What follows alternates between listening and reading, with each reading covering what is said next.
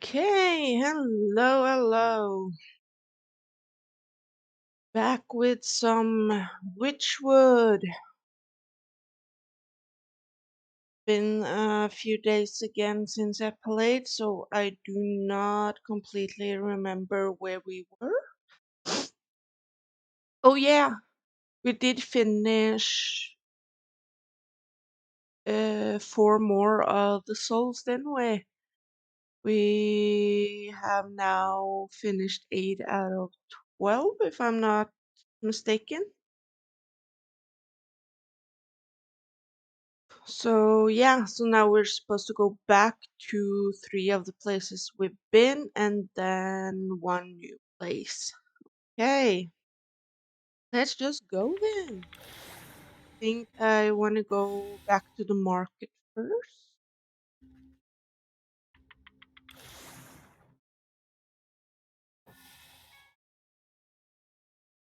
Let's see. Hog. Oh, he's up here. No, one higher.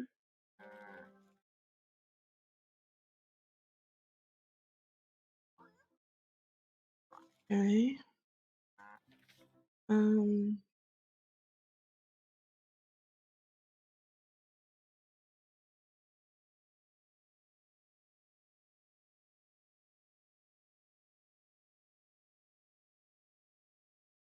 in the market, those who have feast on those who. Hmm.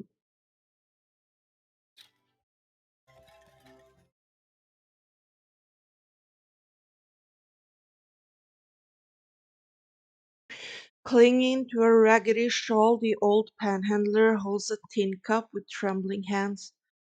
Alms for the poor. You go.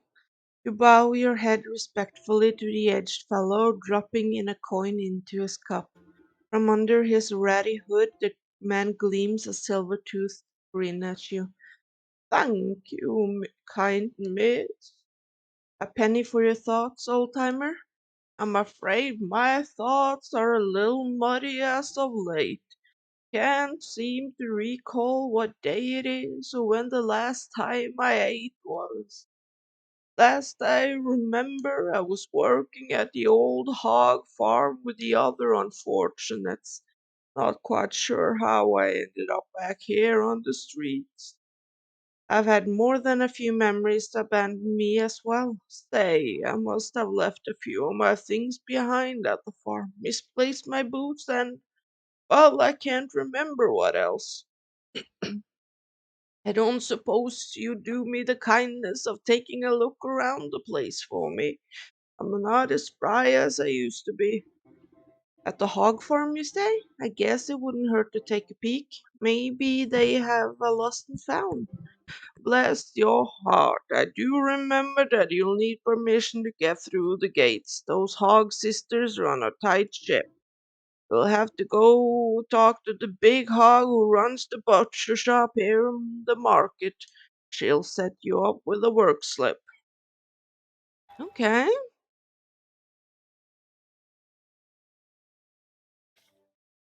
Um, nice. So it should be right here. Yeah. I'm just gonna see if there's anything for me. Yeah. Okay. Lots of stuff.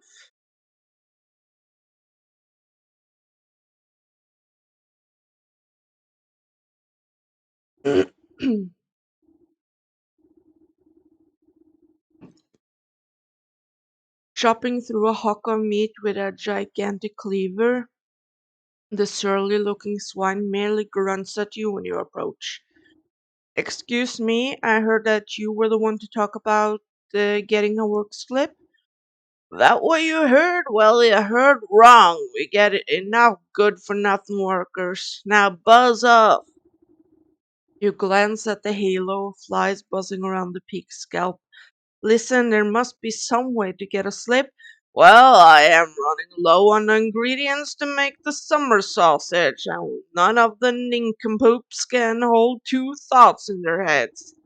Tell you what, you get me the things I need, and I give you your precious work slip. Okay. Eggs, and then we just need to make a roast if we can. There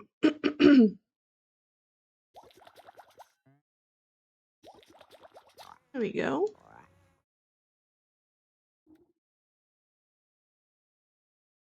You plop the sweet-smelling hawk down onto a relatively clean section of the countertop. The pig grunts in acknowledgement. Head up the market and go northeast and give this to my sis at the gate. The smell of hot dung ought to give you to the spot. Excuse me. I can hardly contain myself. Well, go contain yourself at the hog farm, for I lose my temper. Just let work slip down on the table. Okay, nice. And that's why I get lots of stuff all the time, just in case I need it.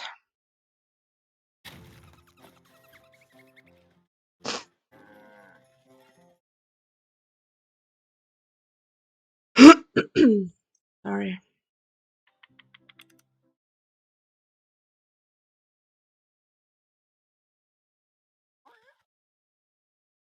Oh, no one gets in our hog farm without a work slip. And if you want to work for us, you gotta fit the demographic. And what demographic is that? The kind that don't ask so many stupid questions. Now you got a work slip and hand over the slip of paper and the hog squints at it with her piggy little eyes. You don't look like you can't lift a wheelbarrow, let alone last a good day's work. You're nothing but skin and bones. I what you got the work slip, don't I? So let me in. Fine, fine. It's no breaking off my back if you find yourself face down in mud after your whole heart gives out. I don't know what that voice was. I'm so sorry. oh.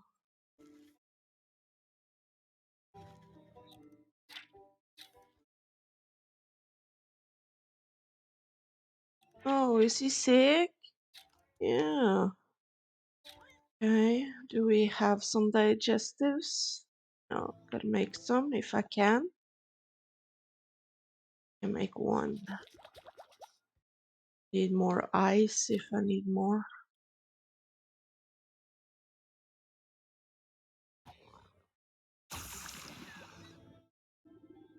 Not the pickiest eater, the sick swine eagerly gobbles up the anti-acid you offer it. You hear a bubbling sound coming from the pig's stomach and decide it's best to avert your eyes from the horrors of the natural process. When you look back, the pig has fallen asleep in the mud, looking much happier with its state of being. You turn your attention to the aftermath and gawk at the obvious cause of the beast's indigestion. Oh.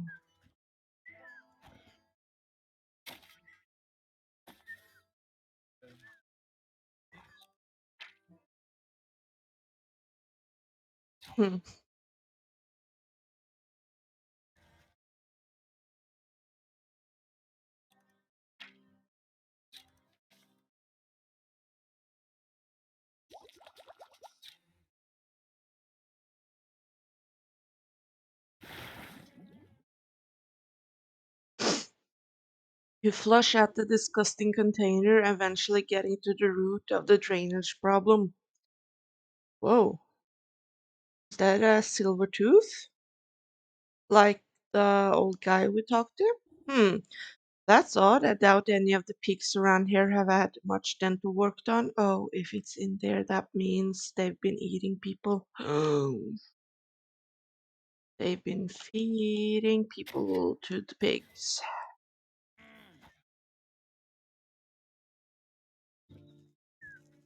Okay, I don't see anything else.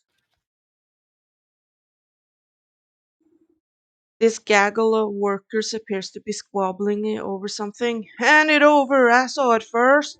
Fat chance you already got those legs wrapped while I still going barefoot. Give it here. See the object of their contention, a dirty old boot. Ah, that must be my friend's forgotten piece of footwear. The workers ignore you and continue fighting over their pathetic price. Okay, we need one more elf shoe and we need a growth potion.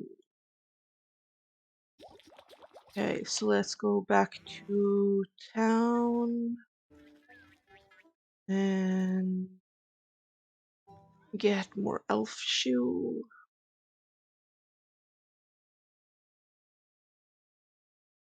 What do we need for that again? Is it these? Yeah.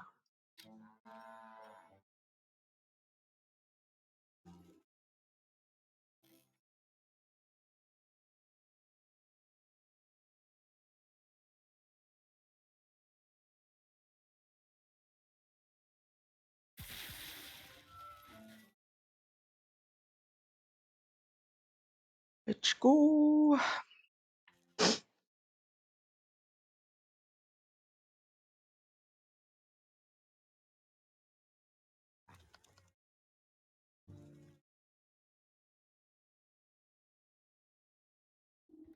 The workers ignore you. Okay, elf shoes and growth potion. You sprinkle a couple of carefully measured drops on the of the growth potion onto the tiny shoes. They make the sound like popcorn and burst into a size much more accommodating to human feet.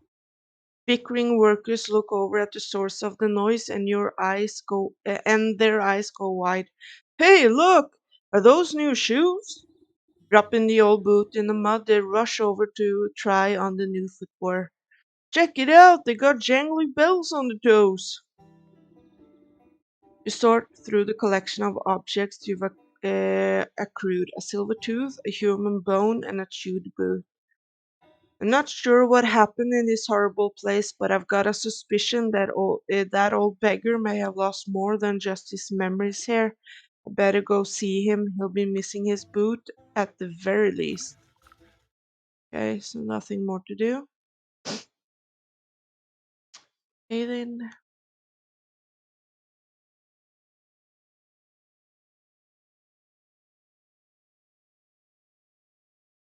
Oh god, my foot is asleep. Oh, I hate that feeling.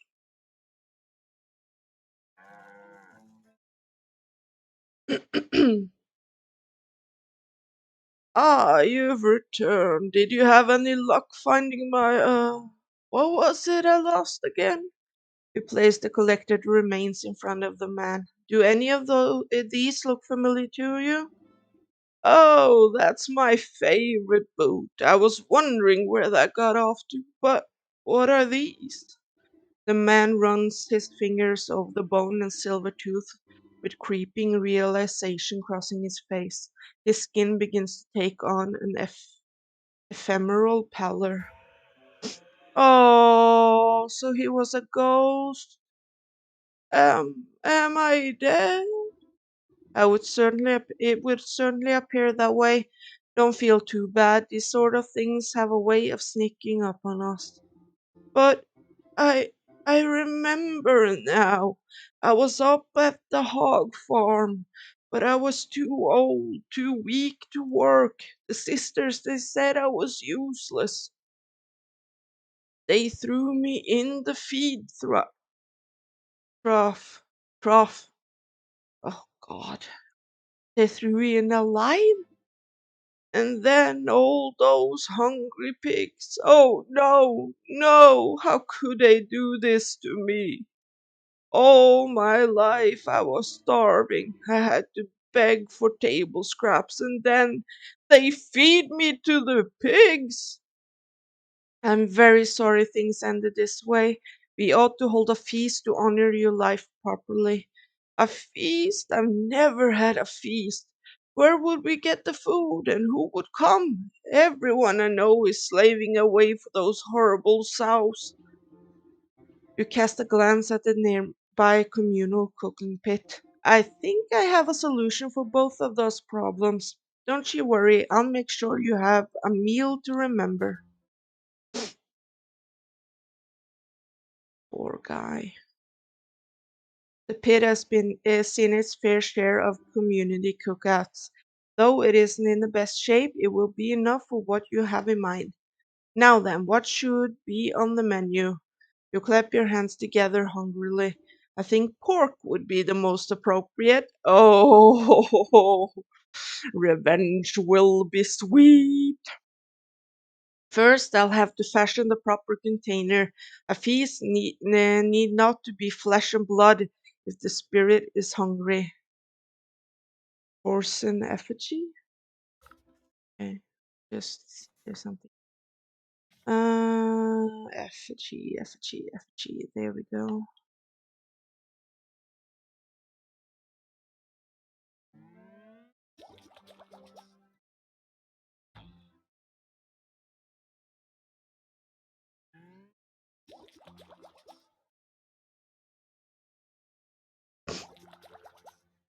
Okay,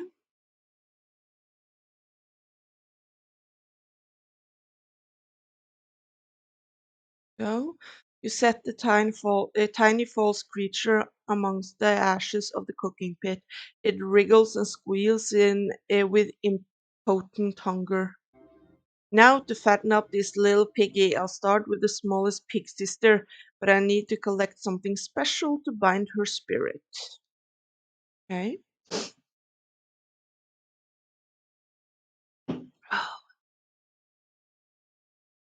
Oh, I feel so sorry for him.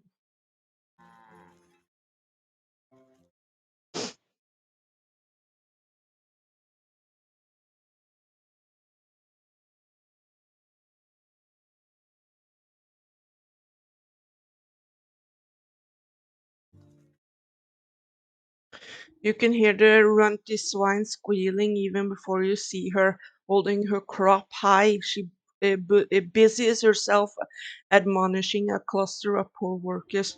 I ought to feed your useless rumps to the meat grinder, you filthy mongrels.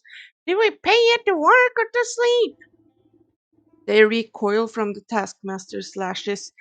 You don't pay us at all. Say there, you seem to have forgotten an awful lot of you seem to have gotten an awful lot of use from that grotty old switch. What would you say to a trade? What? A trade? I've had this whipper ever since I was a wee suckling. No way, no how. Am I giving up my precious little flog?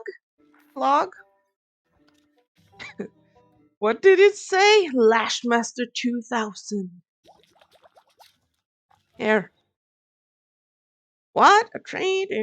Lashmaster 2000. Is that a Lashmaster 2000? With extra stinging barbs?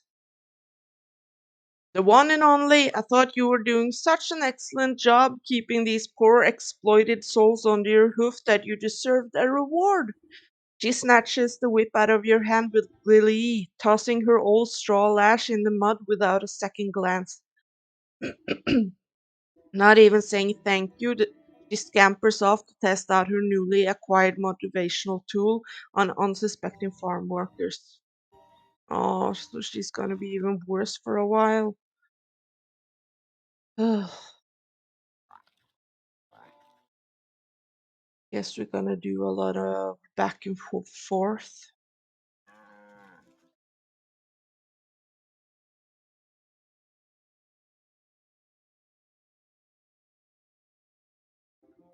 Now to fatten up this little piggy, I'll start with the smallest pig sister. You feed the ratty straw whip into the mouth of the porcine effigy. Despite the thing not having any teeth, you distinctly hear the sound of crunching as it chews up its first meal. The effigy shudders and swells in size, becoming a healthy sized piglet made of straw. One down, two to go. For this feast to go off without a hitch, I'll need to gather something important from the swinish middle sister. Okay, her club. I'm running out of stuff that I had a feeling that I'm gonna go have to go get more stuff.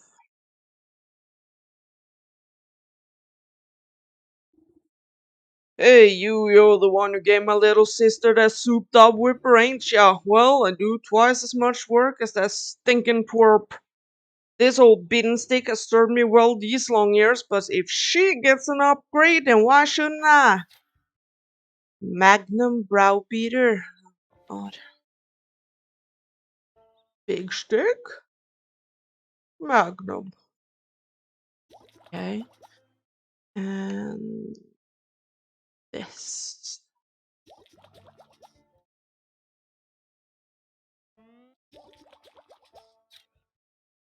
Here you go. Magnum browbeater. The sow takes a few test swings with her new cudgel, making you duck for safety. Ah, now that's more like it. Solid build, perfect balance. You won't be needing that cracked old stick anymore. I'll just take it off your hands. Huh? Sure, whatever. It's as good as firewood now. She ignores you and goes looking for pine cones or small animals to take a swing at. Leave the animals alone! Oh, these people are evil.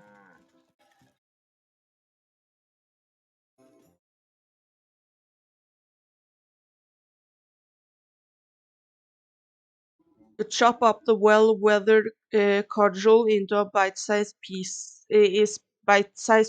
and offer them to the small effigy. It wastes no time gobbling up the bits of wood and crunching them to splinters. Satisfied with its second meal of sticks, the stimulated pig rumbles and once again grows in size. This ham is almost ready for dinner. I just need one more helping of soul food.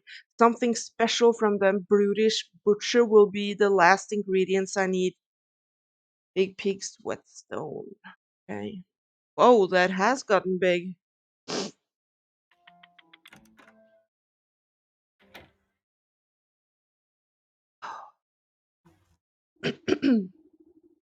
You see the enormous swine hacking apart a haunch of meat with a cleaver. Its dull and chipped blade has clearly seen better days. She sneezes heavily before wiping a glob of snot with the back of her hand. You again! What you want now? As your dutiful employee, I've been taking it upon myself to improve your meat business. The whetstone of yours looks like it's not doing a great job of keeping your tools sharp. And if you think I'm forgetting the voices of everyone as I come back, you're completely correct. That's why they always sound different. She raises an eyebrow at the worn slab of grindstone sitting on the countertop. I suppose it might be time to replace the old girl. Just think of how much more brutal you could be with a brand new sharpener. Magic Sharp Excel. Oh, okay. What are those? We need to get it in the mountain. Oh, okay. Good to know. Um, let's go to the hawk in the fields then maybe. Still haven't been able to get this and it's annoying.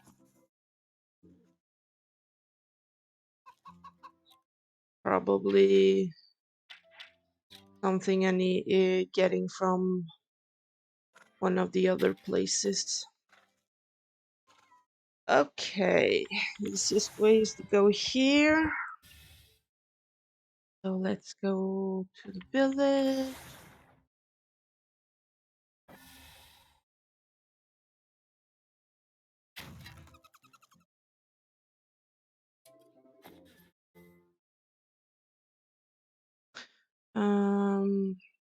Who were we looking for? Uh, Wolf. Okay.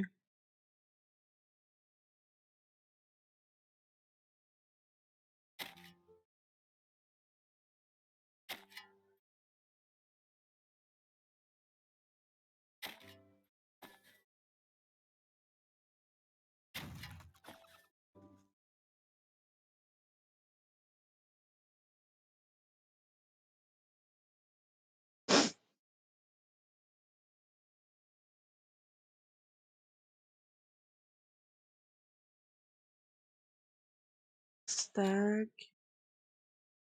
Oh, the wolf is up here. Okay.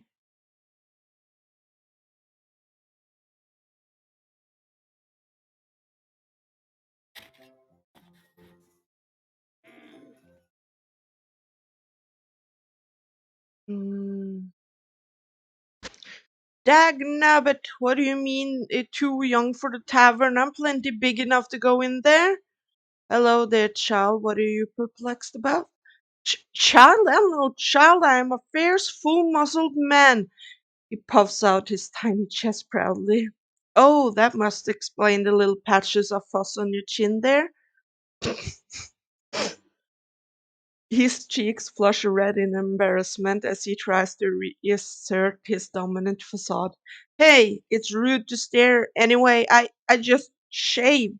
I knew I should have let my beard grow out more. That crotchety old barkeep says I look too young to go into the tavern. What business do you have in a dank place like that? A lad like you shouldn't be wasting his allowance on ale. I'm not wasting my. I don't get an allowance. I'm a brave hunter, or at least I will be as soon as I catch my first quarry. And what exactly are you hunting? Only the biggest, baddest beast of them all, the wolf. You know how many houses he's blown down? Not to mention all the missing maidens. Missing maidens, you say? Everyone knows that treacherous dog has a sweet tooth for pretty damsels. He lures them out into dark wood so he can gobble them up. The town guards too scared to help, so it's up to me to put a stop to his terror. And he's inside that tavern right now. A shame there's no minors allowed. Let me have a look at this feral fellow and see if he's as bad as you claim. Well, I guess I'll just post up here until he comes out. Then I'll give him a taste of my blunderbuss. Yeah, you do that, kiddo.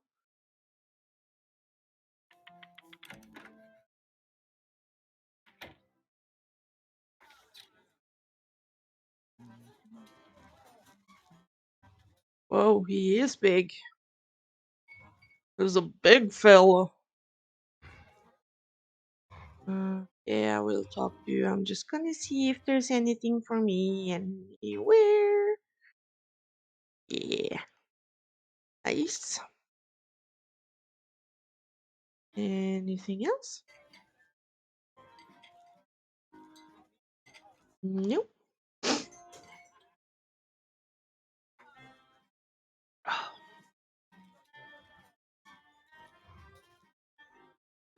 You find a wolf looming over a frightened looking barmaid. Come on, Red, why don't you join me for a midnight snack? I already told you I can't. I got work to do. I'm sure your boss won't mind one bite. I mean, bit. Don't make me beg now. Please, I really have to get back to work. Ah, but you're just so delectable. A real feast for the eyes. You accidentally tread on the wolf's tail. Oh, excuse me, sir. He jumps up with a yelp and spins to face you angrily. Yow! Watch where you're stepping, you old hag. Terribly sorry, I couldn't tell you apart from the dirty rug on the floor. He bares his fangs at you menacingly. What did you say to me? While the wolf is distracted, the young maiden slips away and disappears into the gloom of the tavern. Ah, now look what you've done. Where'd she go? He shoves his way past you to go prowling around the bar. The huntsman's tails rings true. I better find where that barmaid got to before she becomes dinner. Well, she's probably behind here.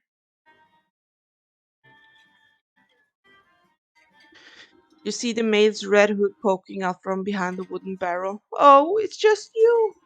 Thanks for helping me out back there. It was getting a little cramped. It's hard enough serving meat all day, but you have to deal with that slavering wolf too. He does seem like the relentless type. Are you all right? Just a bit rattled. I was ready to smash a tray over his snout if he got any closer, but I'm sure that would have landed me in hot water with the boss. The wolf's turning over every table and bar stool trying to sniff you out. Great, I'll just hide back here and reorganize the storeroom or something. I admire yourself. Blah. I admire your sense of self-preservation, but maybe there's a more permanent solution to this problem. I know a young huntsman looking to prove himself. Perhaps we can lure the wolf outside and deal with him there. Sure, but how? You can count me out as bait because I'm done being dog food. Doubt that Mutt can see very well in this dingy place. I might be able to fashion a convincing enough likeness to trick him. You eye a nearby coat rack. That ought to make a good starting place. Well, whatever you do, do it fast. I'm losing out on tips. This old coat rack ought to serve as a solid frame. You won't need much to fool the wolf, but the enchantment will take a special touch. You take stock of the bits and bobs needed for sewing together a convincing physique. There should be enough spare rags in the storeroom for ample stuffing. Okay. Um, Beat to my heart. Do I have enough though? Ooh, that, that, and that. Oh no, what was that? Oh, god dang it. Oh, I do not have bones. I need to go back to the graveyard.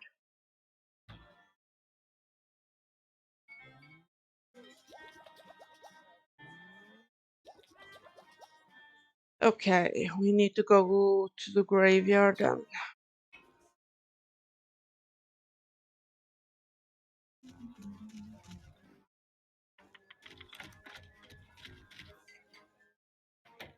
Oh god, it's.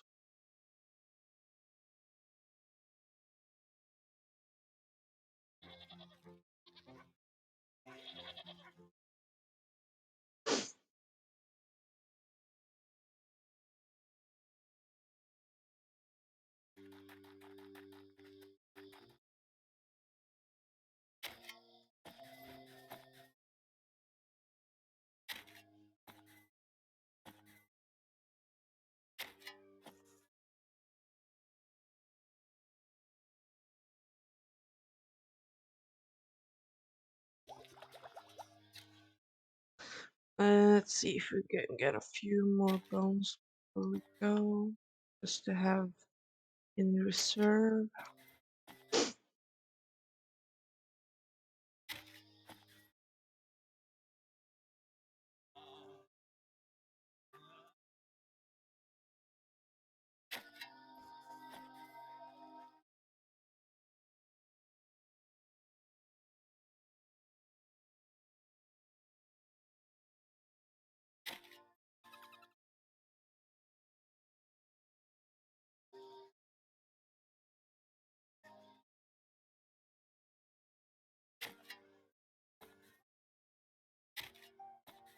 Hmm.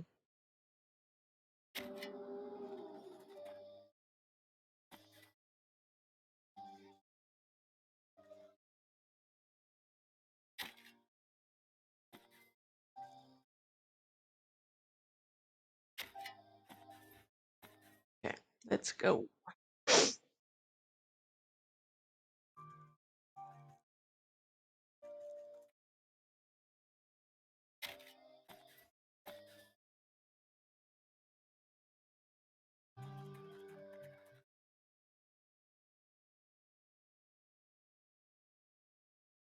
Oh, actually, let's see. What do I need for the protective talisman? Um, this a wicker actually. There.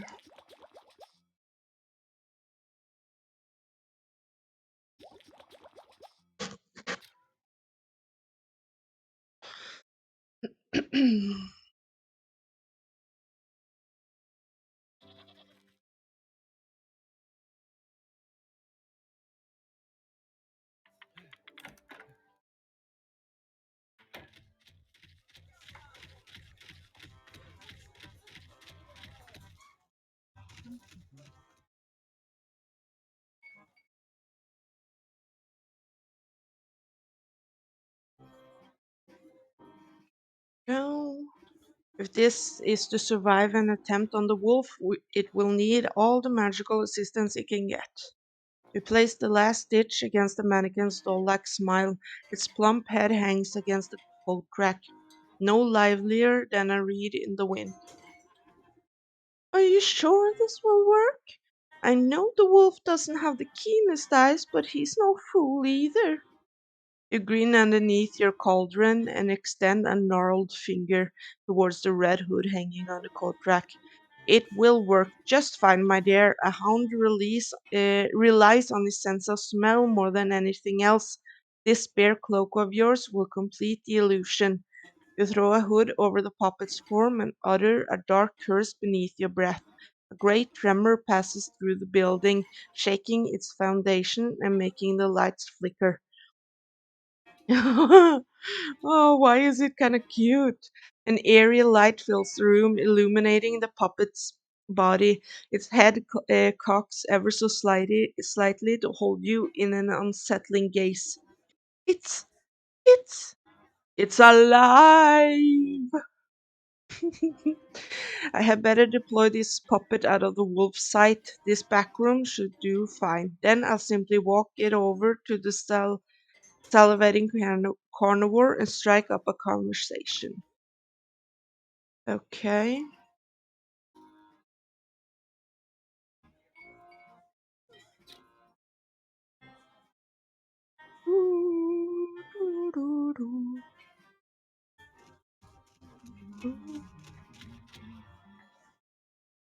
You guide the puppet on its invisible strings and bump it into the wolf.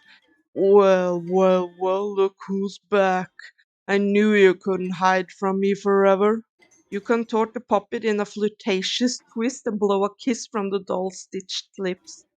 What do you say you and me get out of this stinking tavern, eh? I'll take you up to my place, let you simmer in the moonlight.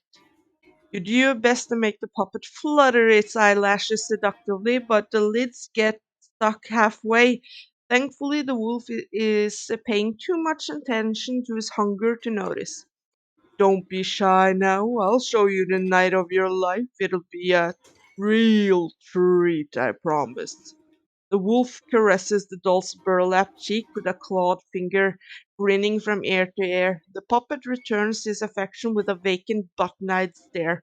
I've just got to get a few things prepared. Meet me by my cabin in the dark woods just north of the swamp. It's a very dangerous road, so don't think about running off.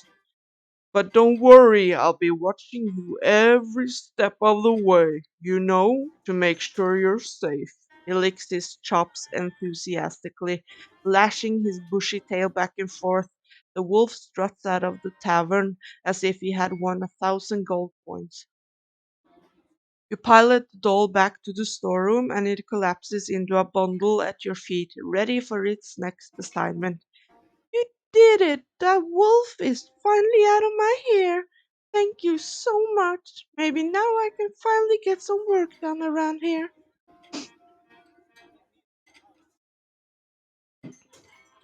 But I didn't hear a gunshot from your brave huntsman. I best go see if his ambush went awry. Take care, my dear. Don't let the dogs keep you down.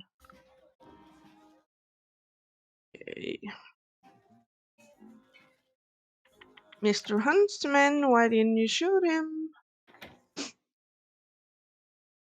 The young hunter is practically shaking in his boot when you find him outside the tavern. I I couldn't do it.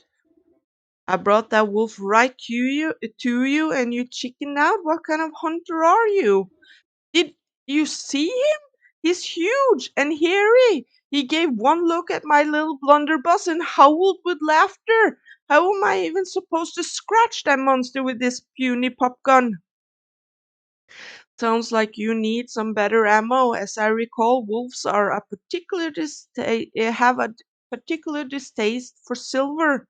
Thought those were only werewolves. By Abraham's beard, you're right. What I need is a silver bullet. Well, we do have that tooth, so what is that? We get those in the mountain as well. I had a feeling that there was several things we would have to get from the mountain. That's why I'm doing all of these. We need to go to the fields. Where is the field? That's the forest. That's the fields.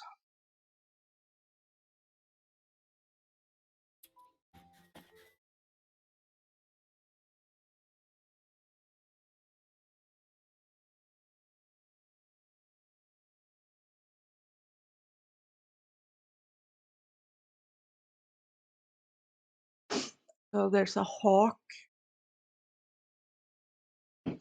in the fields.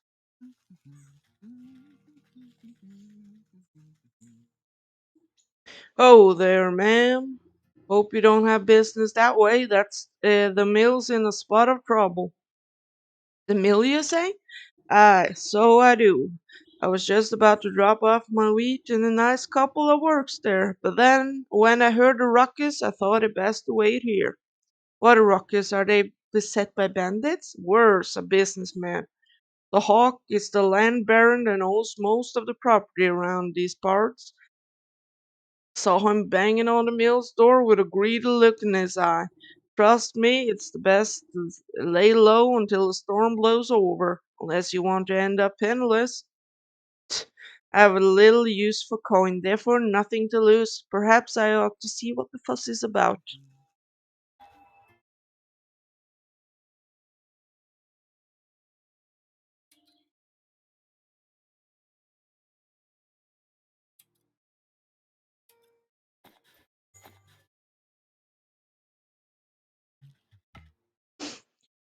By decree of the local bylaw, you must come out. Any who interfere with eviction of this property will face full legal consequences for obstruction of justice. As the stately tycoon hammers on the mill door, a pair of shaking voices call out from the nearby window. Please, Master Hawk, we just need a little more time. You've had ample opportunity to renegotiate our contract at the Civic Hall. This is no time for excuses. Now open this door at once. Puh, more miserable contracts. Drop the pretenses, Hawk. You're nothing more than a crook in fancy clothes. Excuse me, but this business does not concern you, madam. Take your snide remarks and be off. I'll determine what business earns my concern. Thank you very much. I'd like to hear the other's side of the story for myself. Well, if they insist on remaining locked inside, then I shall depart. But if I do not receive my payment at the bank soon, even a locked door won't stand in my way. The hawk steps smartly around you and off down the road back to the village, leaving a trail of dust in his wake. These poor millers are still too shaken up to come out. I have to get it in round the back somehow. What is that? Oh, that's what that is. I totally forgot. Do we have anything for me? Nice.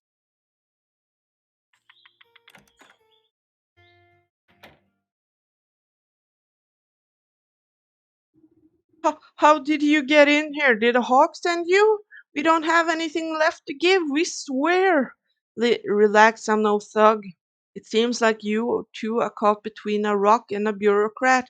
Just how did you get into such a pickle? What's to tell? The hawk is our landlord and we work this mill for him. We've always been on time with our payments. We're never missed once. But that greedy tyrant has been steadily hiking up the cost. We've barely been able to feed ourselves and pay our due, but we always manage to scrape by.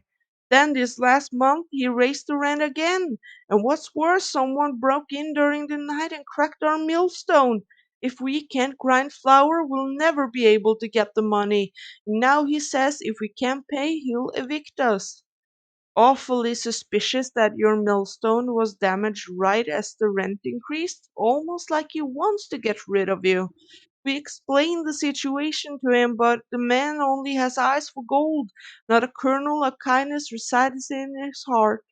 Well, let me take a look at that grinder of yours. A broken mill isn't much good to anyone, regardless of who owns it.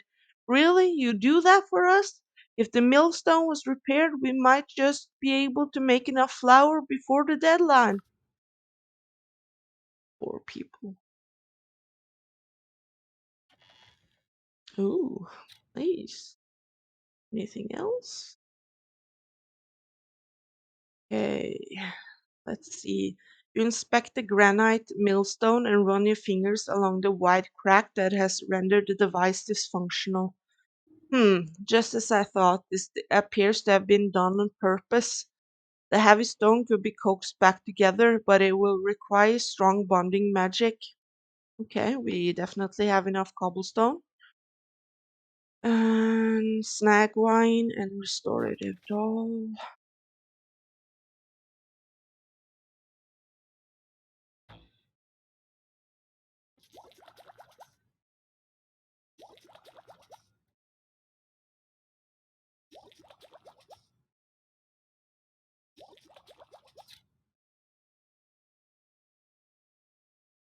Place the idol on top the old millstone.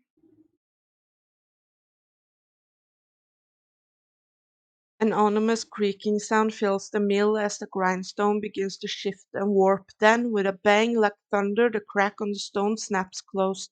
The couple marvel at the millstone, running their hands over the smooth surface. It, it's been fixed. It's been fixed. The stone should be more durable than ever. I dare say it might even hold up to any future attempts of sabotage. Oh my, what a wonder! If it's all the same to you, we need to get our grain processed right away. The hawk has no patience when it comes to money. He'll already be back at the bank putting through the paperwork. God, I'm spitting everywhere. I ought to talk some sense into that penny pinching buzzard. If I go now, I'm sure I'll intercept him at his office.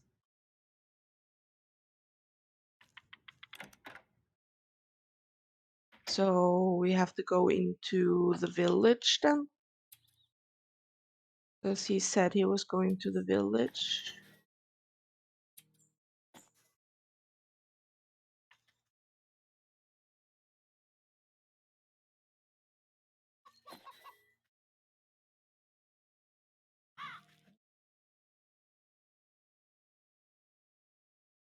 Let's see. So I have very little left of these, so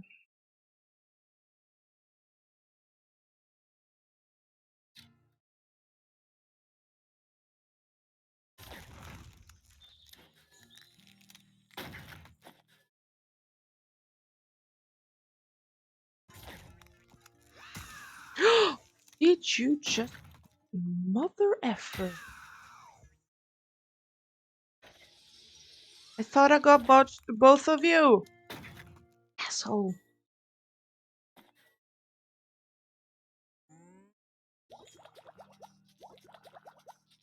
What is this? Huh, okay. Also used against gnomes. When did I get that? And also this. Snowkin? Oh, I guess it's for when I go to the mountains. Hmm. Okay.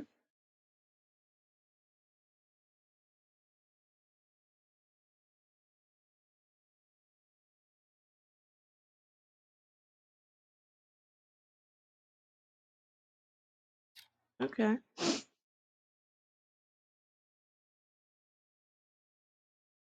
Oh, what?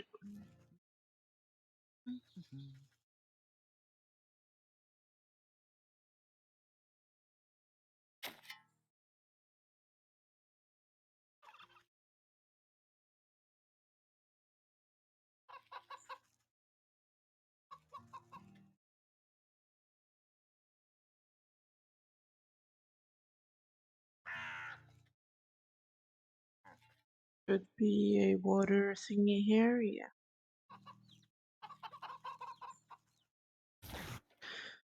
Um.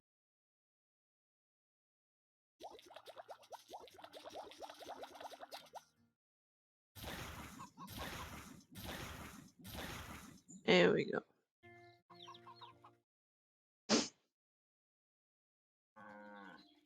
How many moo juice do we have? 6. Okay, that's good.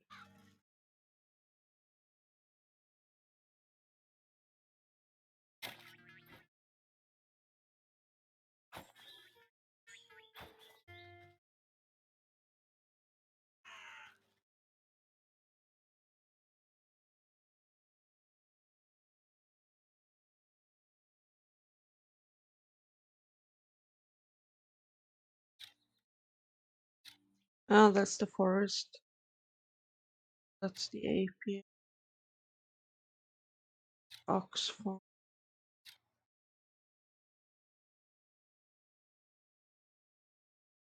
Old Mill. That's the village over the bridge.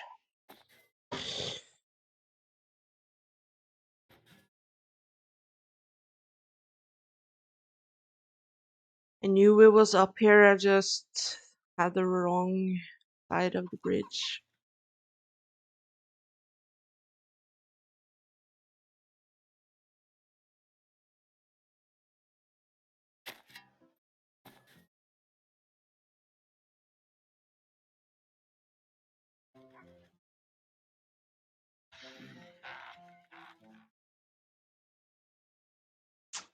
Oh, where is he?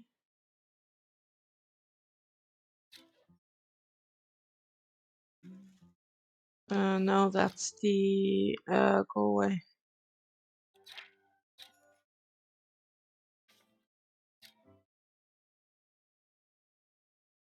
There he is, okay, down here.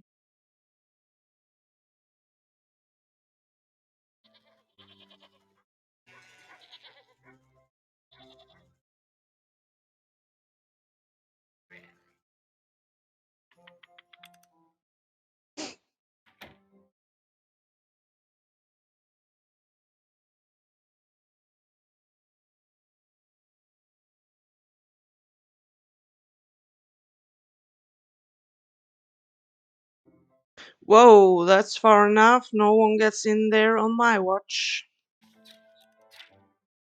Hmm. But I want what's in there.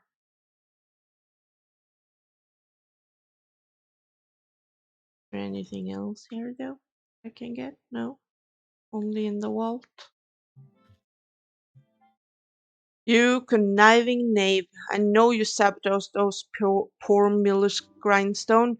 So what if I did? The property value has gone up and they can't afford the rent. It's up to me to find someone else who can. Huh. People like you will never be satisfied. You'll always want more and more. Tell me, Master Hawk, what in the world would sate your hunger for gold? Oh, and thank you. Simple, the rumpling wood. The watling? The rumpling, a precious fey alchemist. They say he's in possession of an alchemist stone that can turn whatever it touches into gold. If the legends are to believe, the one to catch the rumpling would be paid his weight in gold. Then why not put your mind to catching the rumpling instead of harassing your poor tenants? Oh, believe me, I've tried, but he's a crafty fellow. I've only ever got my hands on a single clue, and I've got that locked up tight in my vault. Seems like you're robbing the world of an opportunity just because you can find this rumpling fellow no one else can. You eyed the nearby bank vault suspiciously. The single guard looks simple enough to bypass. Hmm. Is it though?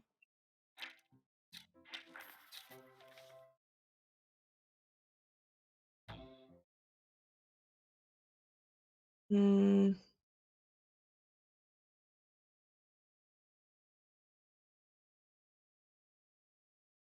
Is that something I need to get? No, it says I can craft it. Oh, there it is. Totally didn't see it. Okay, we need one of these. Oh, and one of these.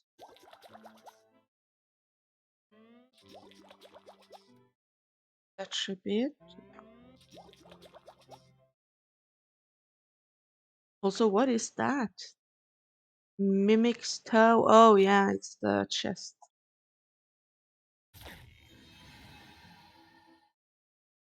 While the guard is busy picking his fingernails, you quaff the fruity tasting elixir. Its masking effects tickle the tips of your toes with a tingling sensation. While you don't feel any different on the inside, you know your outward appearance has changed when the guard glances up at you. Oh, hey, Leonard, is it time for my shift change already? Ah, yes, I'm here to relieve you. You better go and get some shut eye while you still can. You don't gotta tell me twice. I feel like I've been on my feet all day long. Don't worry, I'll keep this vault nice and secure. You can count on me. Yeah, sure, just keep your back straight. The hawk is in a foul mood today for some reason. The guard stretches his shoulders and walk away, leaving you all alone with the bank vault. Give it to me. You find the Hawk's treasure map framed with pride. It's little more than a tattered corner of a larger whole. No wonder the Hawk didn't get very far. This is barely a scrap.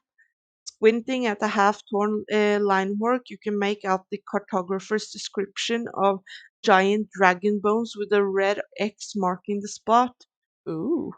The carcass looks awfully familiar. I wonder if the same one that's rotting out in the swamp. I guess the hawk never had much reason to go searching there. Not many real estate investments opportunities. Wait, I can't open this? That is evil. I can't open it. It doesn't even say it's locked, it's just not interactable. Evil. Okay. Uh,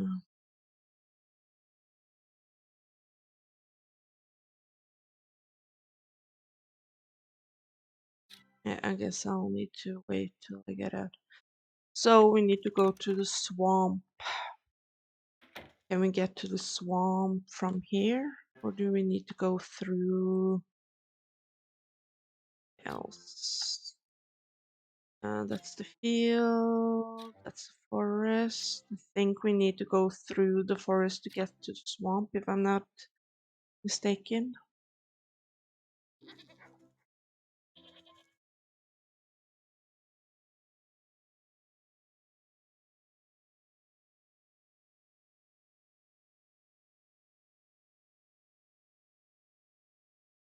Mm, where was it again? Higher up. Ooh, here it is. And then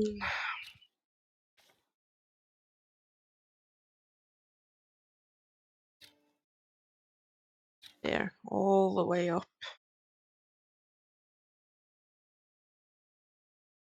Might as well get some wood and stuff while we're here.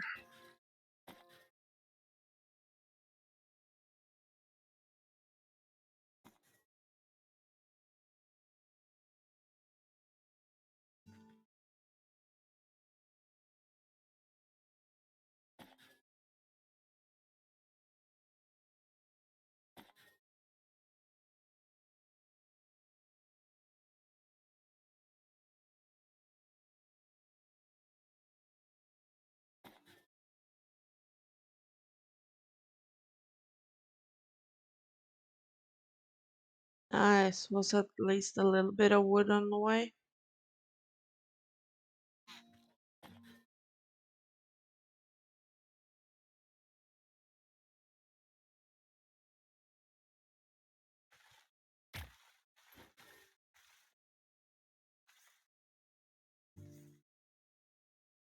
Okay, up here.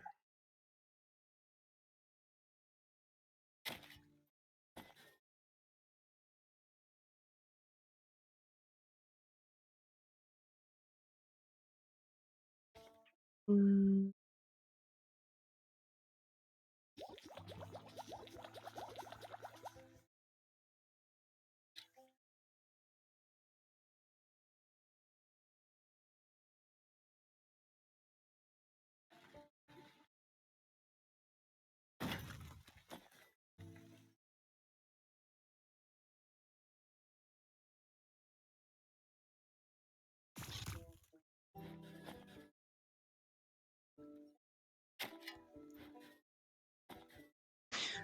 just getting those in case, because I was completely out of the ice.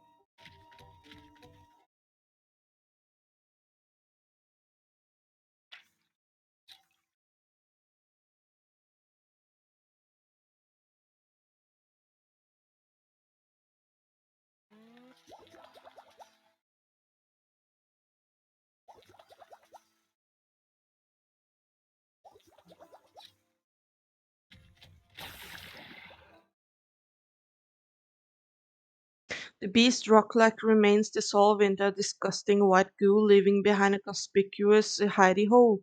You reach your hand in the hole and pull out a single copper coin encrusted with grime. Nice. After scraping away the muck on the coin, you can barely make out a motto, mo, mo, motto, etched into a metal surface. To summon the alchemist to thee at the Fey Ring, you must pay the required fee. Fey Ring, I wonder if it's Oh, girl, yeah. Can I not go further up? No, okay. Guess we're going back to the forest then.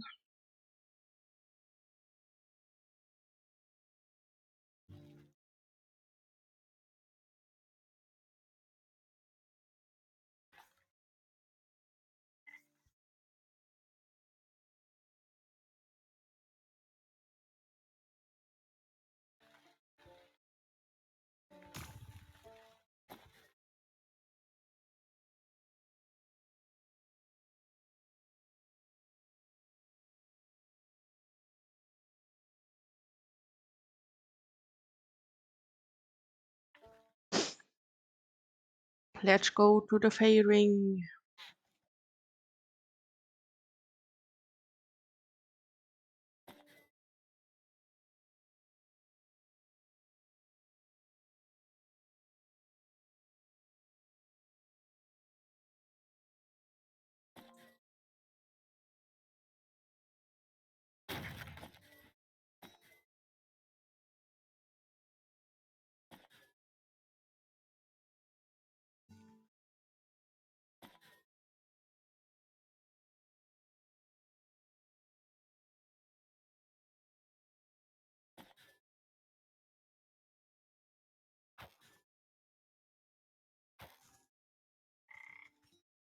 Now the guy with the frogs are actually gone.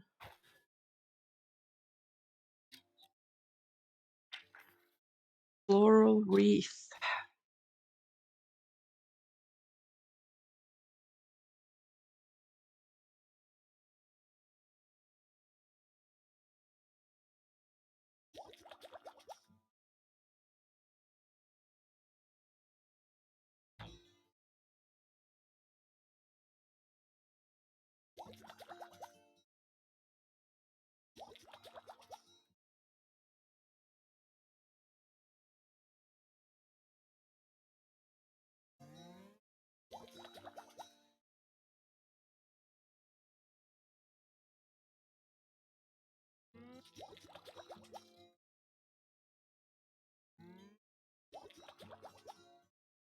Oh,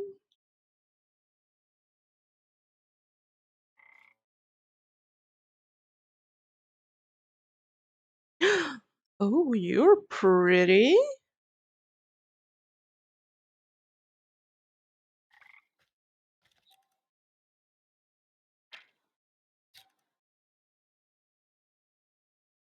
What's this?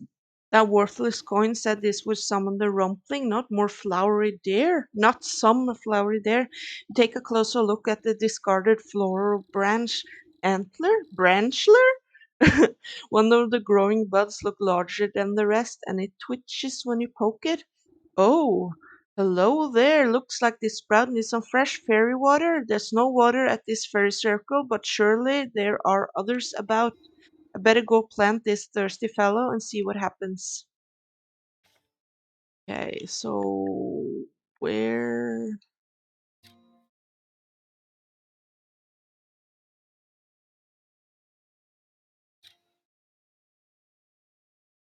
I don't see.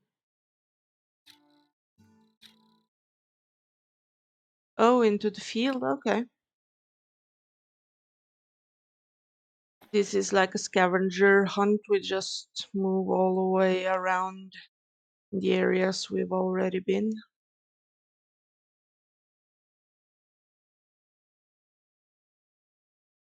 Wait, I'm going the wrong way. No, I am going the right way.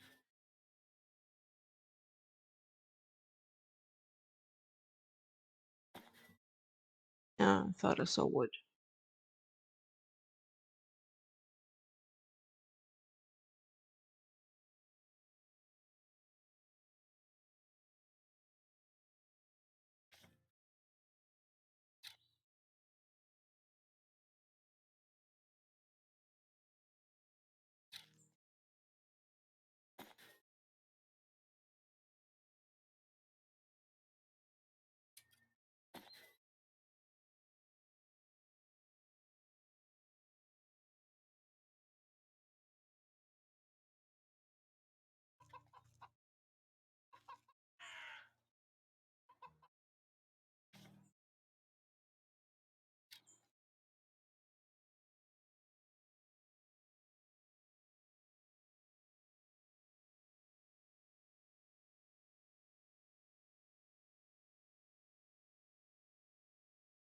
There it is.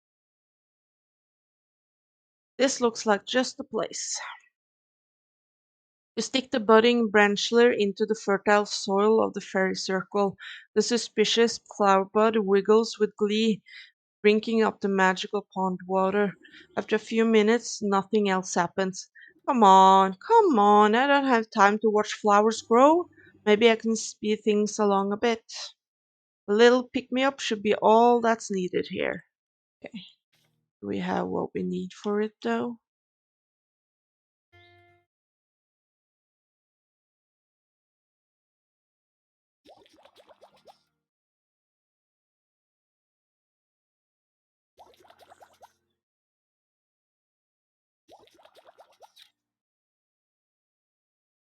There we go. You drip the invigorating fertilizer on the stumpy branch and it shakes with energy. The ground trembles as roots rip out around your feet. Ooh, hello. Huh. You find yourself looking up at an odd little house that has grown out of the flower bud. An even odder little man sits on the porch glaring at you. Oh, will you just leave me be? I don't know how you managed to track me down, but please just go away. Hold on now, you've led me on quite the merry goose chase. You are the rumpling, are you not? He sighs and cleans a smudge off his spectacles. Congratulations, you caught me. The story is true then. I've caught you, and now you must grant me my weight in gold. Curse that stupid legend. Look, sorry you came all this way, but I can't do that stuff no more. I'm retired. These days I'm more into woodworking. Wouldn't you rather have a cute little birdhouse instead? I know a magic contract when I hear one. I found you fair and square, so cough up the gold, shorty. Ah, too bad. I threw my alchemist stone into a bottomless lake. Without that stone to make gold, I'm as poor as a pauper. Why would you do that? Why did you think? Because villains like you kept on trying to shake me down for money. All that rotten stone ever did was bring me misery.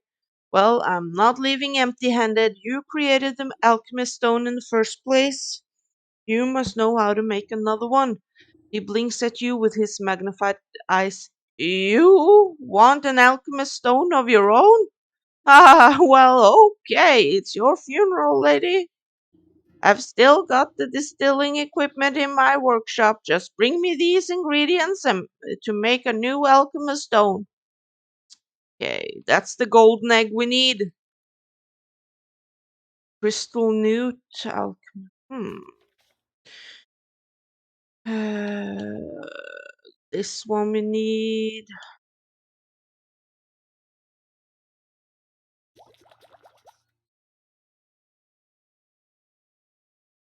Yeah, so we need to go to the mountains.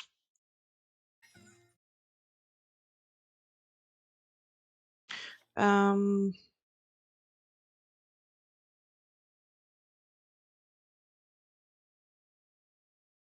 does it tell me where to find crystal newt? Or no? Wait, golden egg from the market. Yeah, we know that. And the newt is from the mountains. Yeah, I had a feeling. Okay, well, let's go back to the market and see if we can get the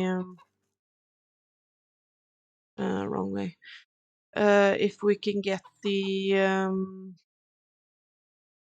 egg,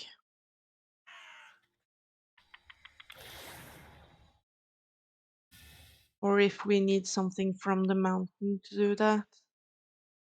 Village market.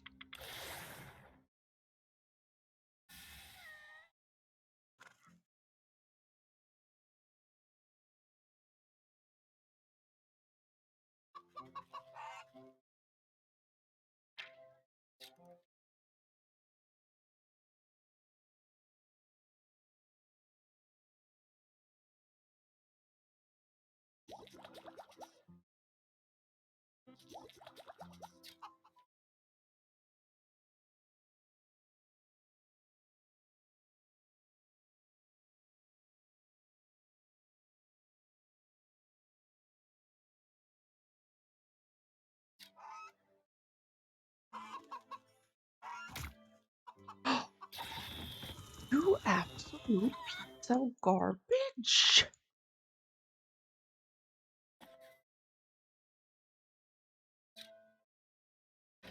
There. Okay. Craft. Da, da, da. Okay. Well, we need to go to the mountains.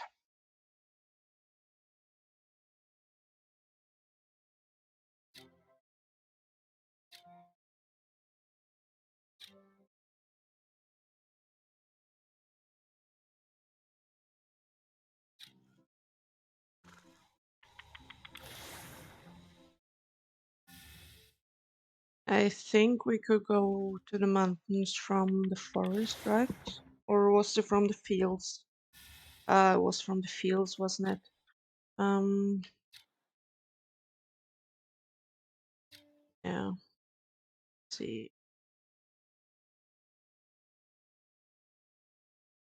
No, we can go from here all the way up to the right.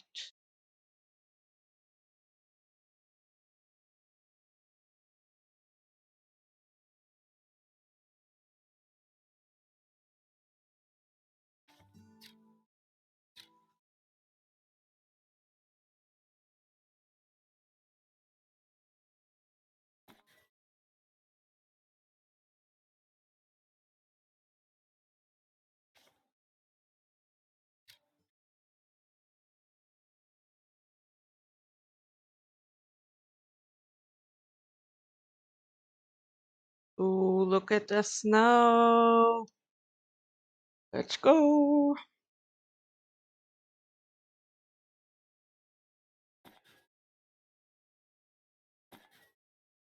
Oh, it's always exciting when it's ooh, new birds.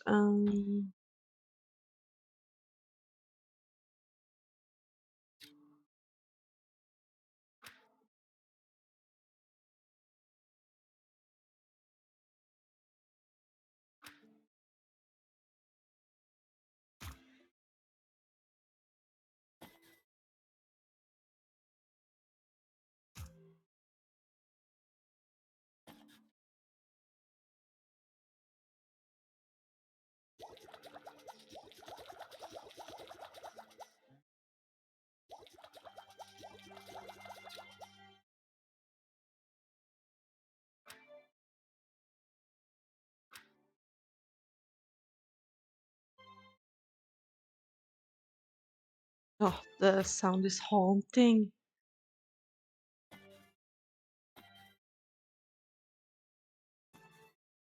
Oh, Bunny, we need more of you, I think.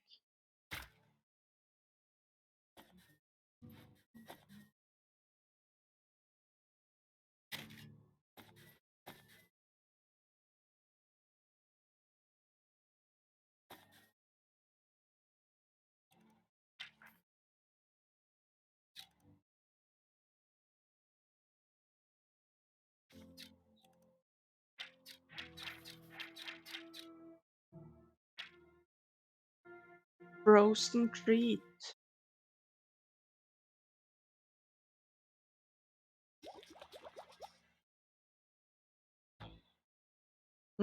It's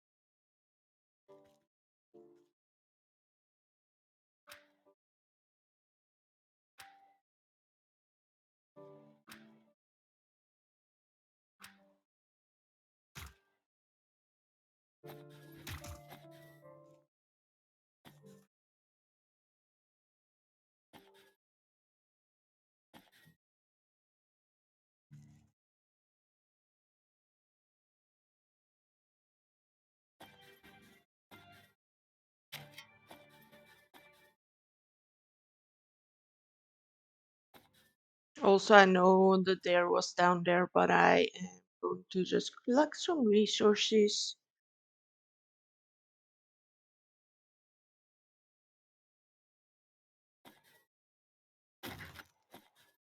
Ooh, ooh,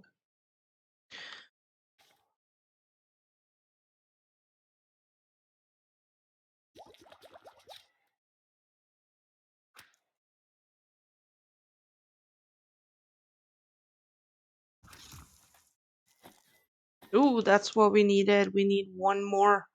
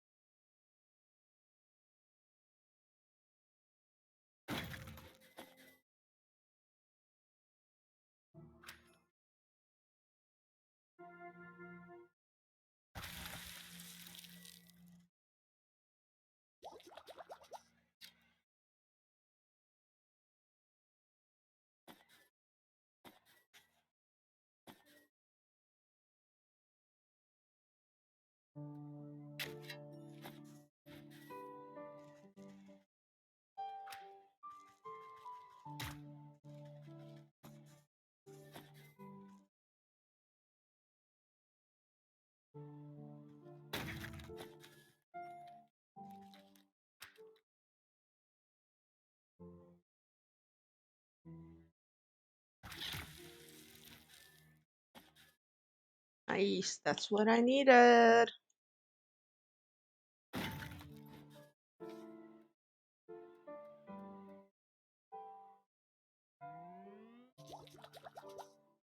Nice. Let's go back and do that before we continue on here.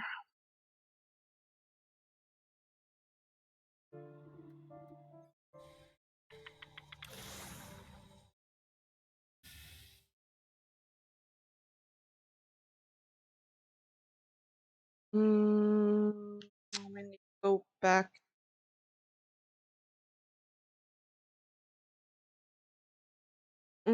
Where was it?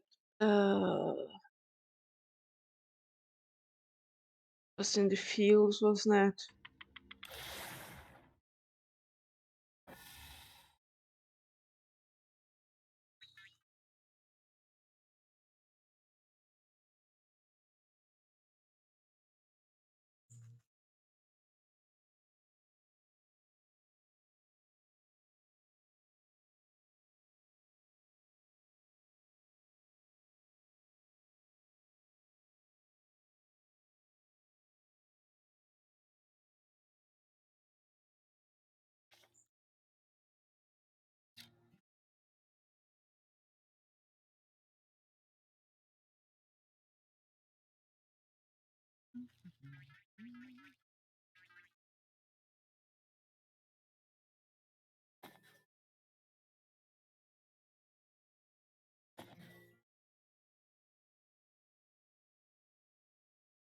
I've still got the distilling equipment in my workshop.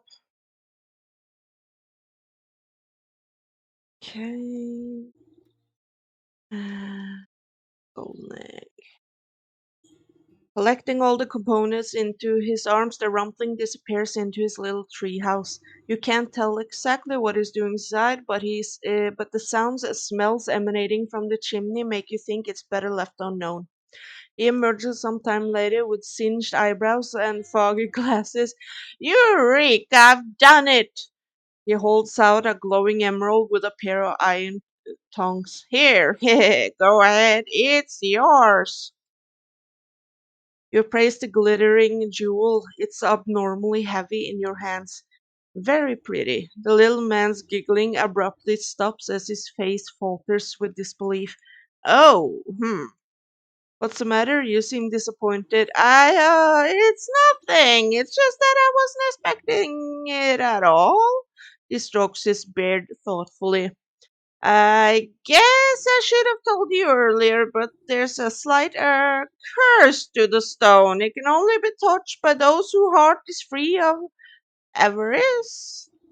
How convenient of you to leave that part out. Since you went to all the trouble of tracking me down, I just assumed you were in it for the gold. Oh my, no, I don't care much for the wretched stuff. This gold is meant for someone else. Well, I gave you what you asked for. Our deal is done now. Leave me in peace. All right, no need to be rude. I've got to bring this stone back to the millers.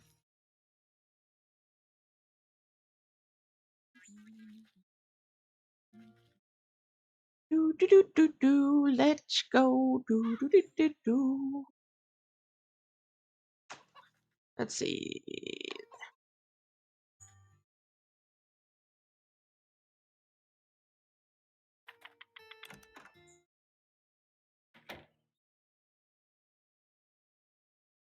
You're back. The hawk will return with his goons any minute now. Don't worry, I've got a solution for your monetary problems right here. You hold up the alchemist stone proudly. Oh, that's a very fine jewel, but I don't think it will be nearly enough to satisfy the hawk. Just stand back and watch. All this grain is just waiting to be spun into gold. Uh,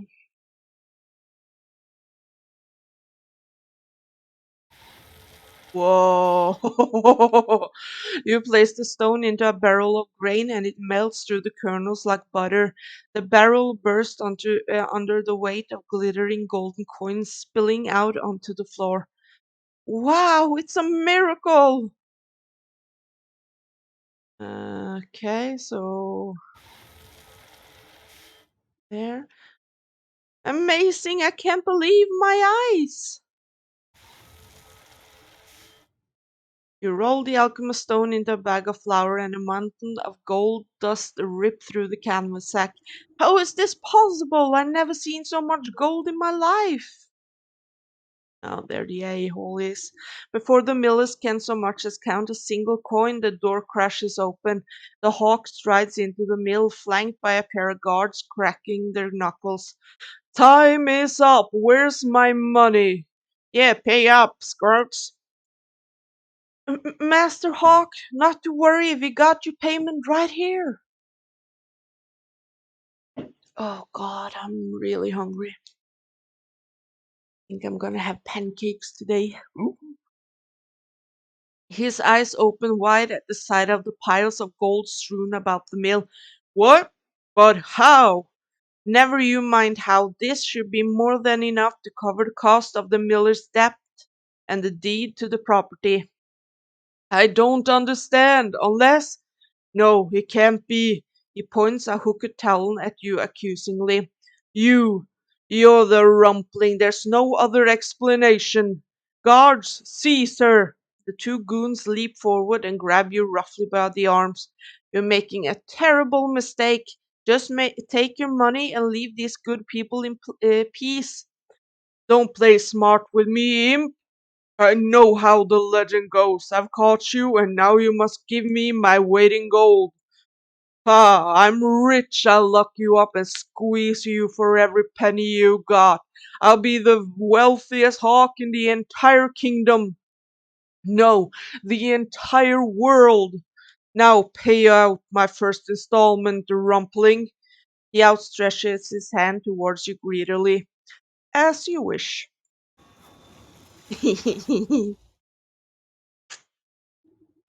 No sooner does the cold stone touch the hawk's skin than a brilliant flash of yellow light engulfs the mill. When the light fades and the hawk stands before you, transmuted into solid gold statue. What magic is this? Horrified, the two soldiers beat a hasty retreat through the door. What happened? Is he okay?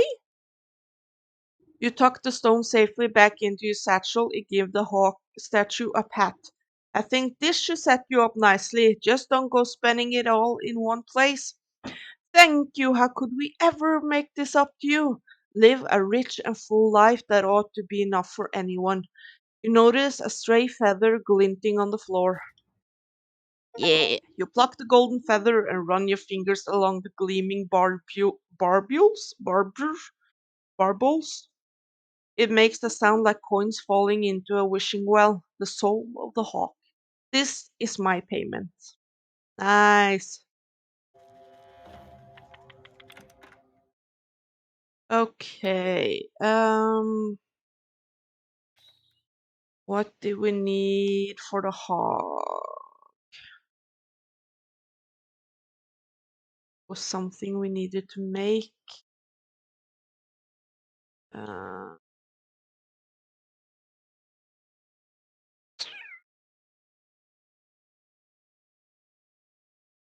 yeah, we needed to make the silver bullets. So we need another fur. We need one of this. And we need that. This. Ugh, come on. Oh God, I wish you could just make it. If I have everything, just make it.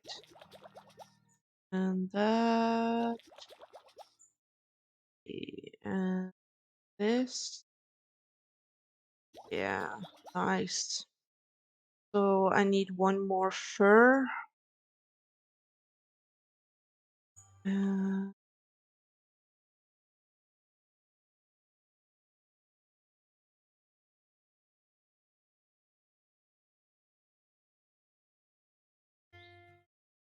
what else did we need?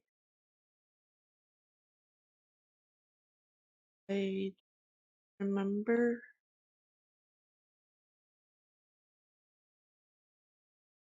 Yeah, I don't remember. Hmm.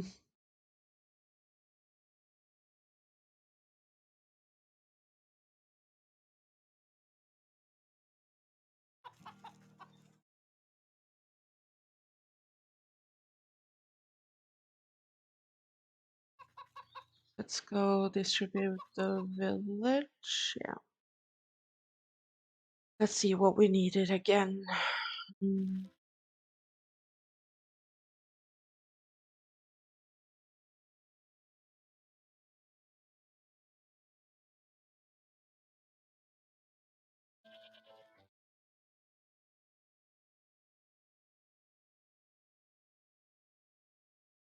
Yeah, so that was the silver bullet, which we need one more fur from the mountains.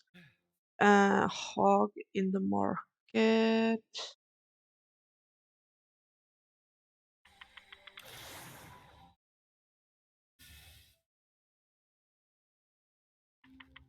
This is where I don't remember what we needed. Mm.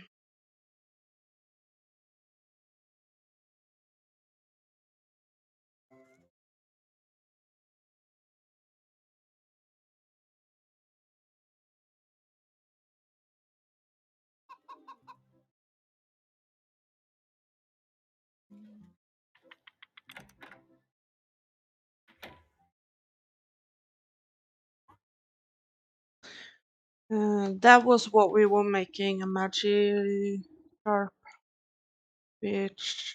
There we go. Okay, we got it. Nice. Good thing I went here then. Just think of how much more brutal you could be with a brand new sharpener. The sow slowly grinds the blade of her cleaver across the new whetstone, sending flecks of rust flying. She plucks a hair from her own chin and tests the keenness of the edge by splitting it into half. Oh, not bad at all. Go on, take this old stone and throw it into the trash bin. Nice. Now we can finish this up, I think. Go and put it in here. This ham is almost ready for dinner. Pig's whetstone. You toss the old brick into the effigy ravenous maw, and it cracks it to dust within moments. With its final meal of bricks, the porcine simulacrum swells to monstrous proportions. A rattling laugh chills your blood as the old man's spirits look upon your work. Oh, what a proper beggar's feast this is! I thank you for the kind gesture, but I still don't see how this will bring justice to those wretched swine. Just you wait, I have to fire up the barbecue first. Spark, cinder box, also, I want, no! Oh, oh,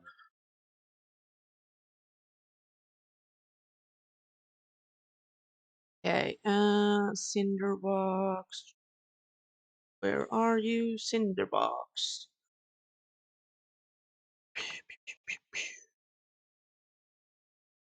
There.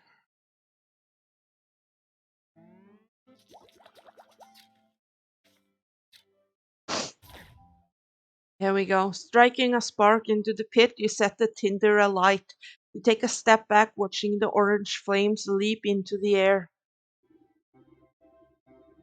The porkin effigy blackens as you tend the fire and fuzz over the coals. A succulent aroma begins to waft waft on the wind. The old man licks his translucent lips hungrily. I swear I can almost smell a delicious roast. Ah, if only it were real. Over the sound of crackling logs, you hear a crowd of footsteps come padding down the road towards the cooking pit.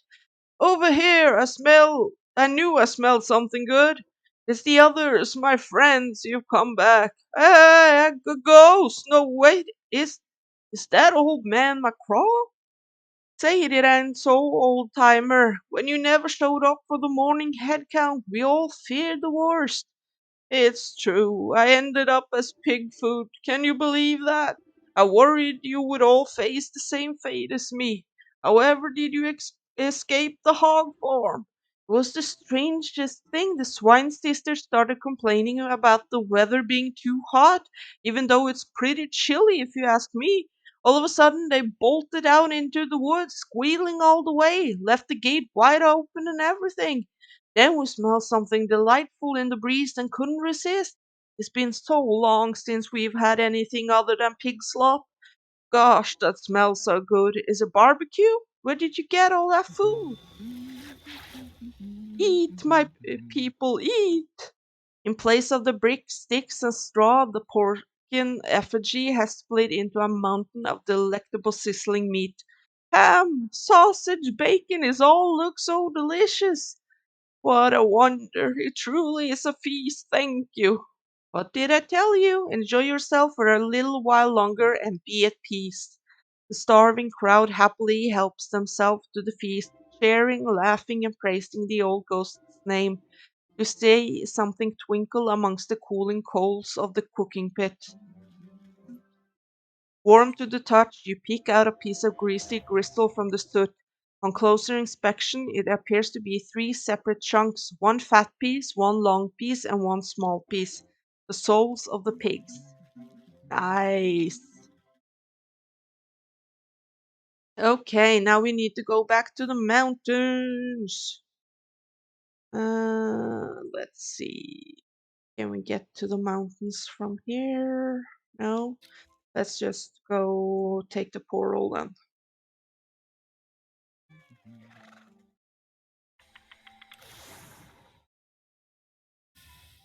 Let's go. So we need one more fur. Let's see. Um,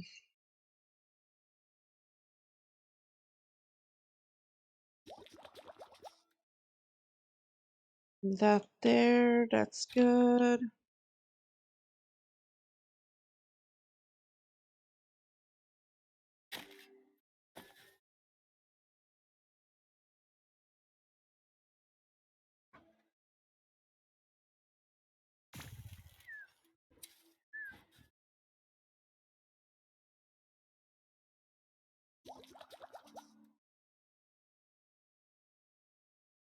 Nice. Let's go.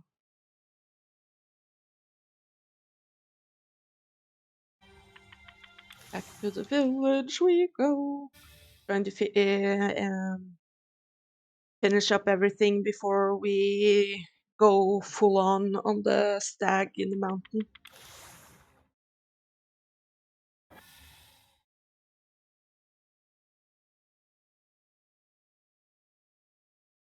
Here you go. Bye, Abrams. Beard, you're right. What I need is a silver bullet. This is perfect. A wolf won't know what hit him. I'll meet you at the Darkwood and we'll put an end to this terror once and for all. With bullet and blunderbuss in hand, the huntsman jogs off down the road towards the swamp. Sure hope he finds his bravery along the way, or it won't matter what sort of slugs he's slinging. Okay, swamp, swamp, swamp. Where are you? Should be this way, right? That's the mountain field. Ah, okay, let's.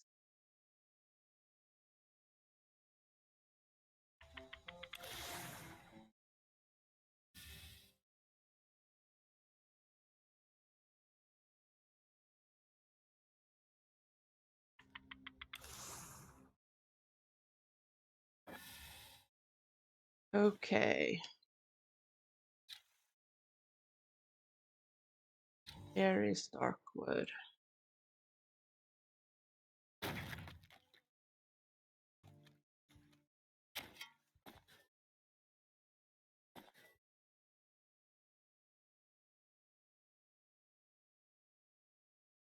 Oh, is this where the giant usually sits?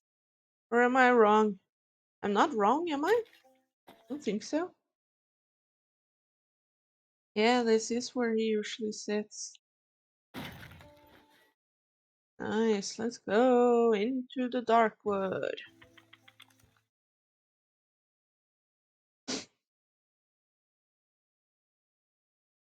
You find yourself looking down the gaping mouth of a gun muzzle. Who's there? Show yourself! Don't you point that thing at me? Oh, yes, ma'am. Sorry, ma'am. It's just so darn dark here. I can hardly see my own shadow. Why do you think they call it the dark wood? Keep your head on your shoulders, lad. We got a big bad wolf to bring down. Right. I'm totally not afraid of a vicious 7 foot tall killer who makes his home in a forest as black as night. You need to concentrate on the task at hand. We only have one silver bullet, and if the wolf catches even the smallest whiff of our plan, it's curtains for us. No pressure. So, what exactly is the plan? The wolf is waiting in his cabin. I sneak up and lure him to you with a puppet, just as I did before at the tavern. Meanwhile, you find a good hiding spot and ready your gun. And this time I won't wimp out. I got the silver bullet. So, do you know which way the wolf's cabin? I can't really make out a path or anything. Let me worry about that. You just get yourself ready. And remember, don't miss. Oh, hello, Mr. Owl. Oh, I saw something else. Or did it run away, maybe? Yeah, it might have been something that ran away.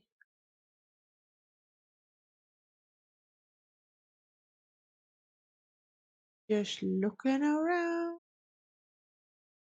You squeeze through the gaps in the trees and duck under claw like branches, but you somehow manage to end up right where you started. I'll never make head nor tail of these pathways. Perhaps I should ask someone with a bird eye view. A keen-eyed owl inspect you from its roost. Hoo, hoo, hoo. Well, hoo hoo to you too. I wonder what it is you're trying to say. Um, we almost have everything. Okay, we need a cat toy for some reason.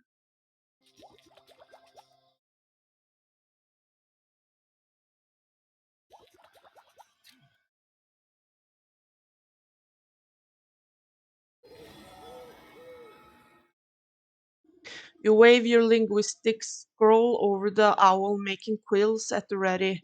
Magical quills at the ready. Well, speak up. Woo, woo, woo. The quill scribbles across the parchment of its own accord, translating the owl's hoots into something more understandable. Walk warily, native neighbor. Exploration seldom escapes notice. What does that even mean? I thought all owls were supposed to be wise. Uh, I have no idea.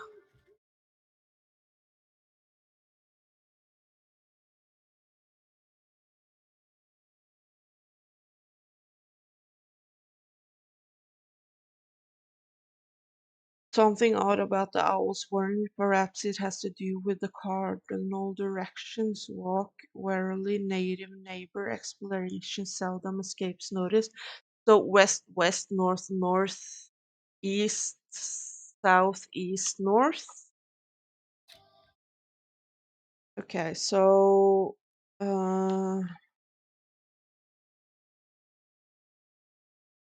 west, west, north, north,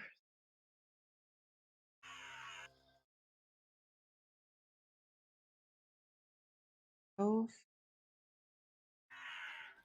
east.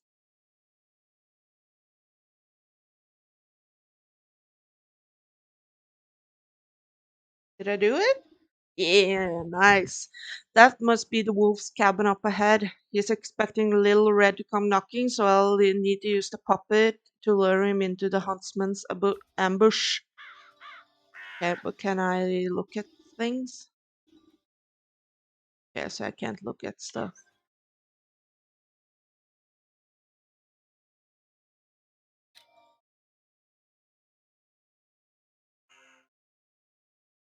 You puppet the red hooded doll to the door of the wolf's rickety cabin.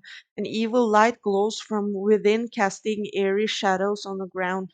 You lift the puppet's head to peep through the window, spotting chewed bones and torn rags littering the floor, but no sign of the wolf. Suddenly, yellow eyes stab out of the shadow. There you are, my delectable little pork chop. I was beginning to think you had forgotten about me. Through the strings of the puppet, a chill runs down your spine as your animal instincts can't help but scream one thing: run!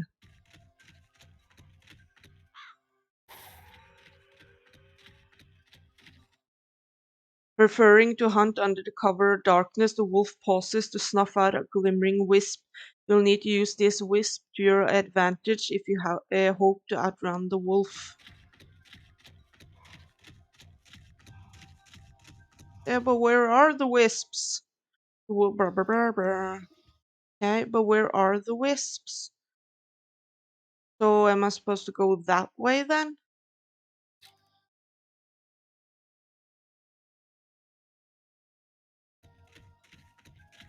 Yeah, okay. Go where the light is.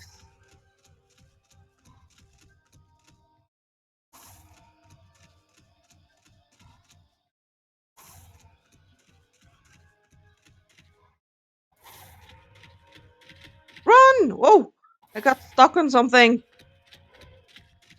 No, no, no. Dang it. Guess I go right there.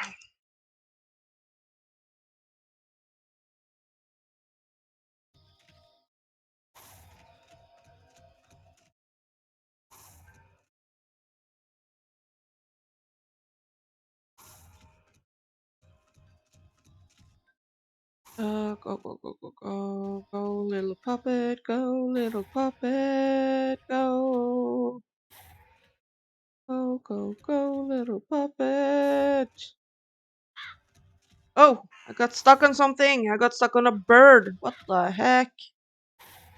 No, no, no, no, no, no, no, no. Stop getting stuck. Go, go, go, go, go, go, go, go, go. Whew. At your command, the puppet comes to a halt at the center of the moonlit clearing. The wolf bursts out of the shadow, gripped by ferocious rage.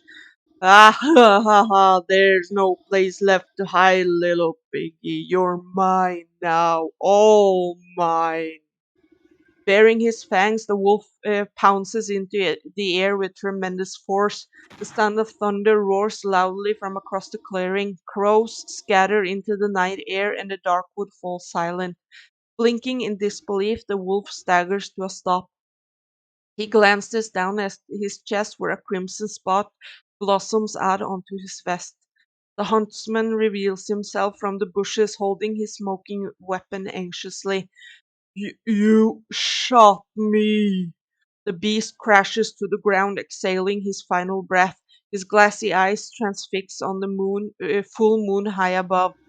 Hesitantly, the huntsman boggles at the wolf before the triumphant grin crosses his face. I did it! I actually did it! I defeated the wolf! Don't forget that you had some help, kid. The villain won't hunt any longer, and that's what really matters. At the huntsman strikes a courageous pose atop his trophy. Something pearly white falls from the wolf's mouth. Nice. You pick up a glistening fang broken by the wolf's fall. From deep within the bloody tooth, you can faintly hear the whimpering of a dog. Soul of the wolf. Nice. Now we only have the stag left. Okay.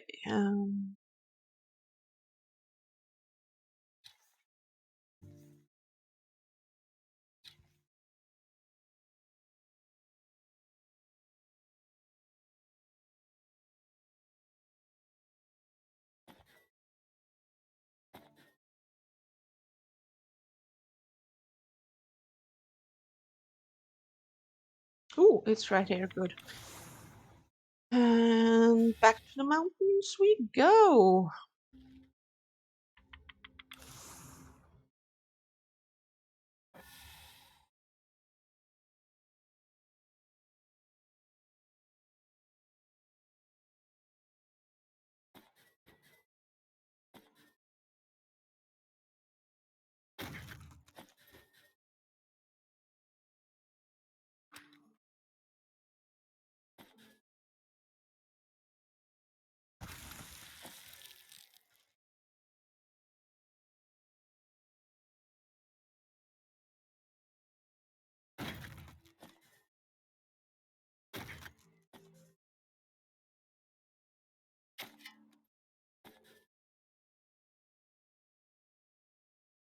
Up on the slopes of the mountain, you spot a camp of dangerous-looking fur trappers sharpening their spears. No need to bother them just yet. Okay.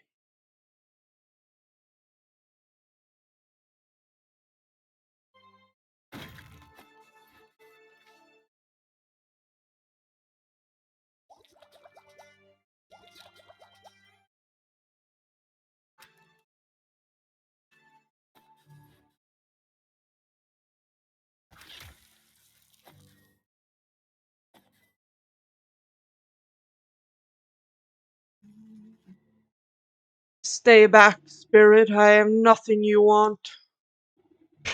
Keep your wits about you, boy. I'm just an old woman. Oh, so you are? My apologies.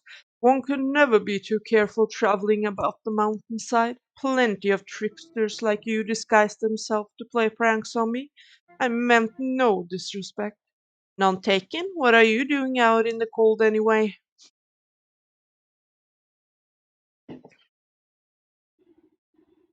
I've come to collect ice berries for my brother's coronation. He's going to be crowned king of the whole realm today.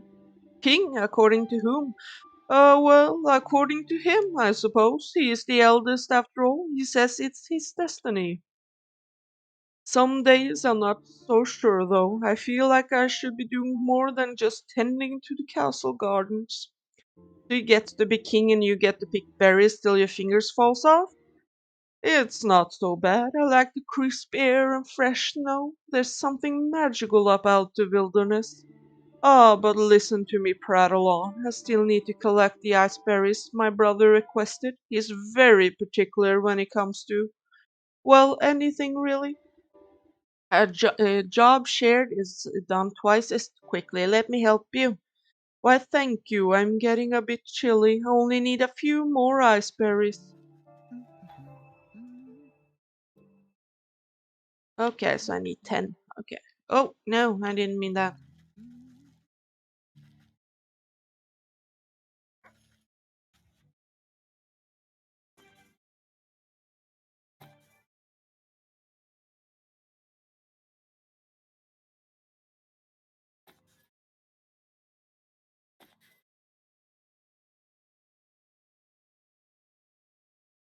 Where's this village? Okay.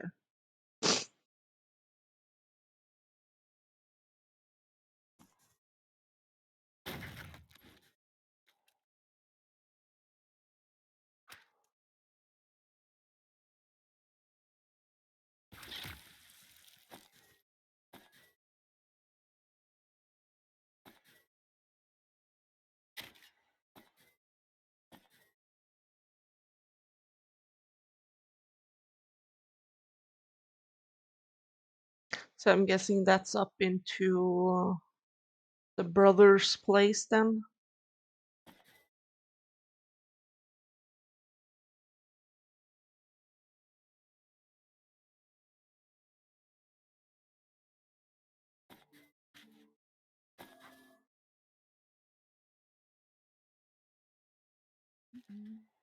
Here you go.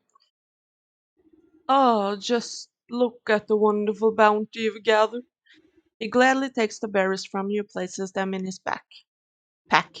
It was no problem at all. The stroll through the brisk air was quite refreshing. If only my brother cared as much for the beauty of this place. He's always been content staying amidst the nobles of his court. I should like to meet this brother of yours. He sounds like quite the ruler. Well, you didn't. Well, why didn't you say so? I'd be happy to invite you into the castle. The box slips his arm out towards you in a gentlemanly fashion. You take it with you, your gnawed claws, and nod. Let's be off then, shall we? Hmm, he's sweet. The prince isn't accepting peasant complaints. Got you, old crow. How dare you speak to my guest with that tone? Apologies, sir. I didn't know she was your guest. Don't apologize to me. I'm not the one you disrespected. Right. I'm sorry, miss. What I meant to say was, welcome to the court of the magnificent and benevolent stag. Louder and with more pomp, please. I hereby welcome thee, lady of the swamp. Lady of the Swamp, to celebrate with us with the most auspicious day, the bequeathing of the kingdom to the whole to he whose antlers reach the hithermost clouds and shine with justice, and that will do just fine. Carry on guarding. Right. Buck turns to you and nods to his pack. I've got to prepare these berries for the ceremony and do some final pruning in the hedge maze. I'll meet you inside. Aw, he's actually really nice. And his brother is the a-hole then.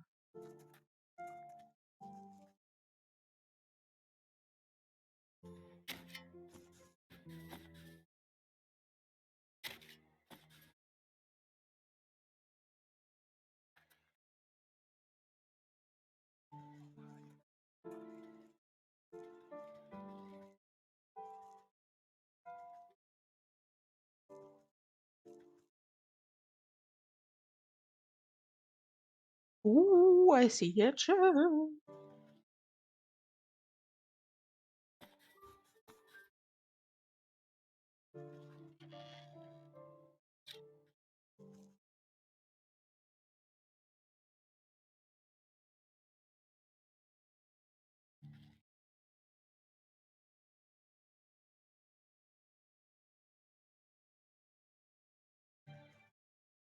Nothing else?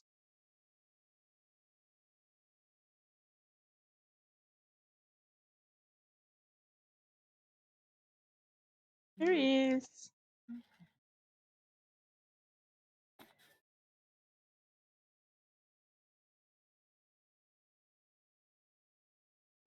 At the foot of the marble statue is a cracked and weather-beaten plaque. You wipe snow from the engraved slab and find that large chunks have been hewn away from it. Only a few words are still legible. Stag, rightful heir and ruler. Revealed. The choice of words is quite convenient for a royal aspirant. I wonder what the rest of the story has to say about the matter. I have a feeling the brother is the rightful one, the nice one. You pick a tuft of colorful fur caught on the statue's raised hoof. It looks to be from a very expensive piece of clothing. The nobles of the court seem to have nothing but time on their hands. Perhaps some of them know the secrets of this statue. Okay, let's leave and then walk around and find out.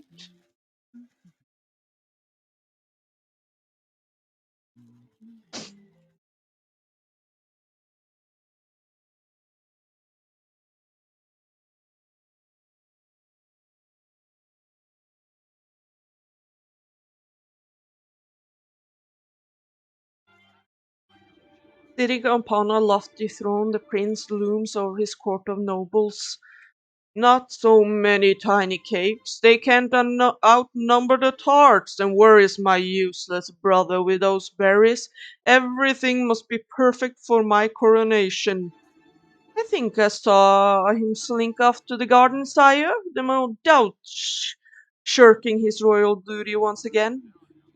Ingrate, I do ever so much for that little rascal, and he doesn't even bother to show me the respect I deserve. I should have had him exiled long ago, if only he weren't my brother. A fantastic idea, your grace. I will be shown the door as soon as the ceremony is concluded, I assure you. Ah, my days of sharing the throne with that dandelion are almost over. It is the best he lives out his days on the mountain. Lord knows it's where he belongs. The stag's eyes narrow suspiciously at a cluster of nobles. Speaking of my brother, have you three taken care of the statue in the hedge maze? Oh, yes, your majesty, just as you requested. Don't you worry yourself, my lord. The noble exchange hurried whispers, but you can't hear them clearly. I wonder what all the fuss has to do with a measly statue. Something doesn't feel right. Perhaps I ought to yeah, I looked at it, so.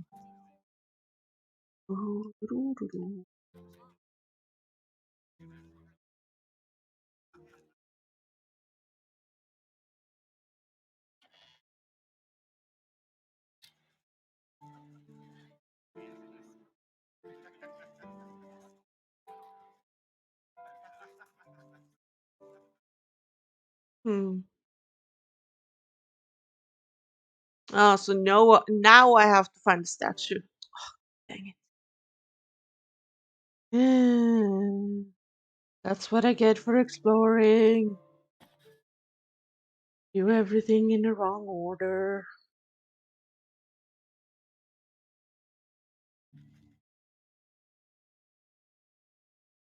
There.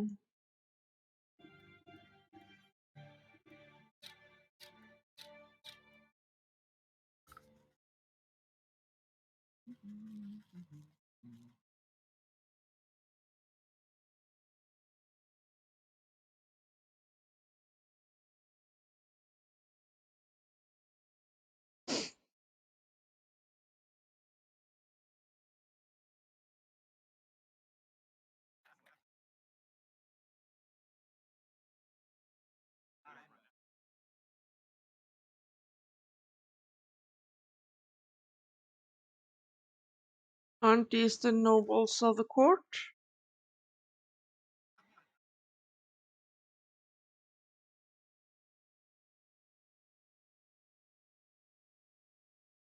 Hmm.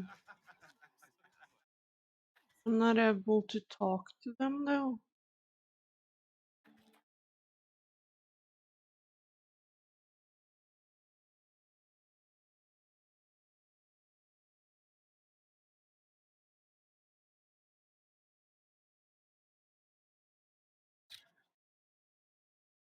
Hmm.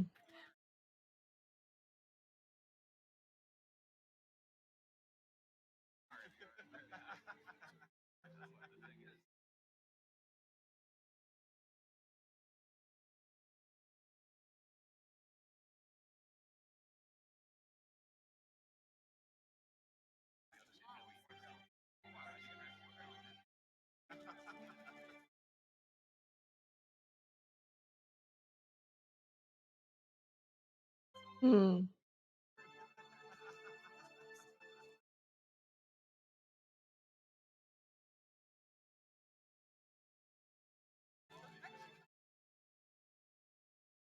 I don't really get what I'm supposed to do. Should I go out here?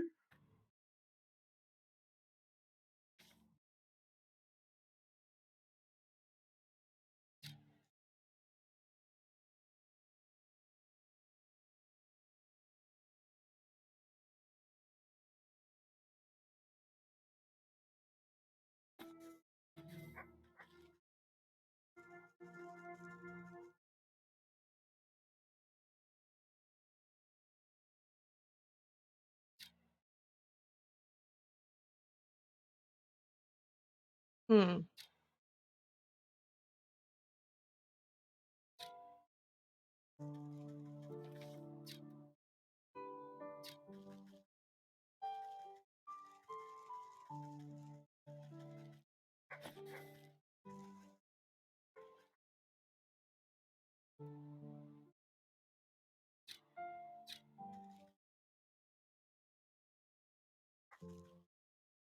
Ah!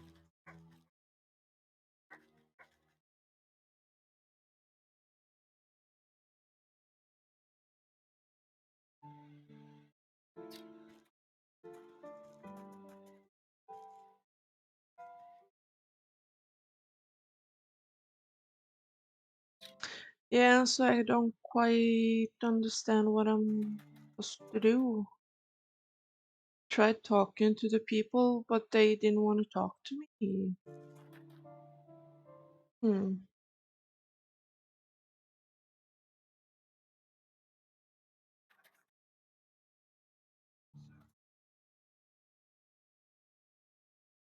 I don't quite understand.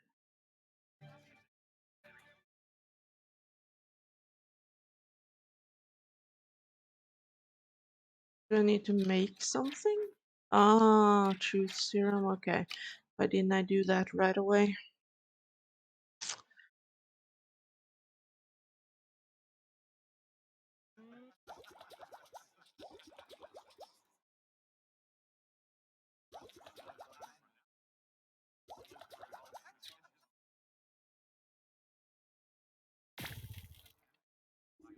You stick your syringe into a plump macaroon and offer it up to the nearest nobleman on a silver platter.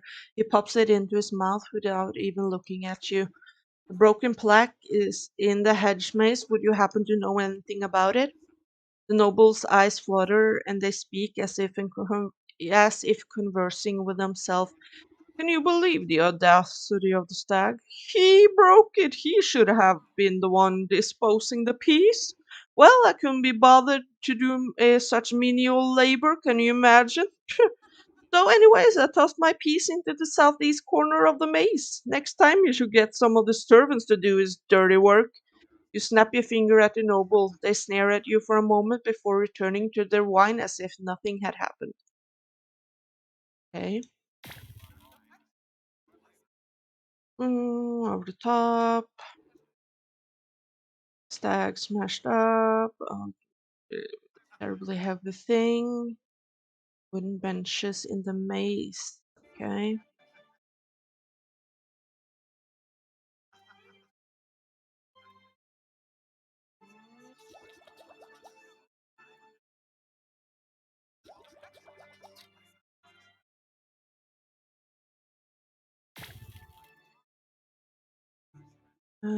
Dip syringe. There's a broken plaque. The plaque is the last time I help out the stag. I'll tell you that much. He was whining about prophecy or some sort. Told me to get rid of the piece of plaque for him. I tore my finest winter muff, trying to get to grips with the damnable thing, so I left it under the big tree in the middle of the hedge maze. Okay.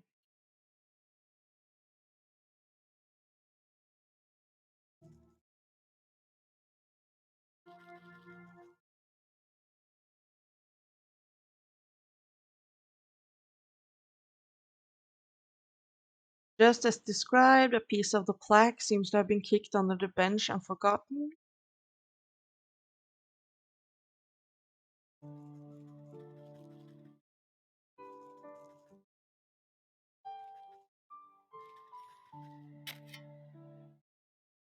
Buried beneath a heaping of snow, you finally manage to find a hunk of stone. Nice. And the last one is at the tree in the center.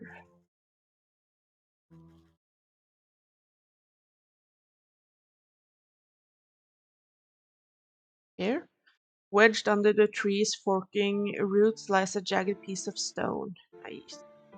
That looks like the last piece of the plaque. I'll have to reassemble them at the stag's statue, which is down here.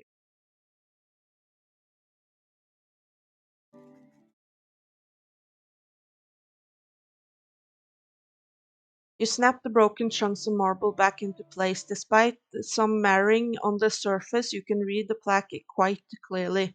The buck and the stag, a tale of two princes, only one destined to be rightful heir and ruler. The king will be revealed by the touch of the truest crystal flower. Looks like the stag is trying to cut his dear brother out of his birthright. I wonder what's the business with the crystal flower. The buck knows his way around the garden. Perhaps he'll have some idea. Flicking his ears, the youngest gardener puts his pruning shears down at your approach. Hello again. Lovely day for a walk in the hedge maze. Granted, you don't get lost. Say, you wouldn't happen to know anything about a crystal flower, would you? Crystal flowers? Why, they're very, very rare. It's said they only grow in a cave at the highest peak of the mountain. According to legend, the truth of one's heart is reflected in the facets of each frosted petal. Why do you ask? No reason, I just thought one might make a nice gift for your brother's big day. Hey, you're right, that's a brilliant idea. What better gift from the quartz gardener than a beautiful crystal flower? Oh, but the trek up the mountain is perilous. I don't know if I have what it takes. Nonsense, I was heading up that way anyways. You just stay close behind. Really, you'd help me? Well, all right. What are we waiting for then? Meet me out by the slopes and we'll get underway. Oh, I like him. He's a cutie.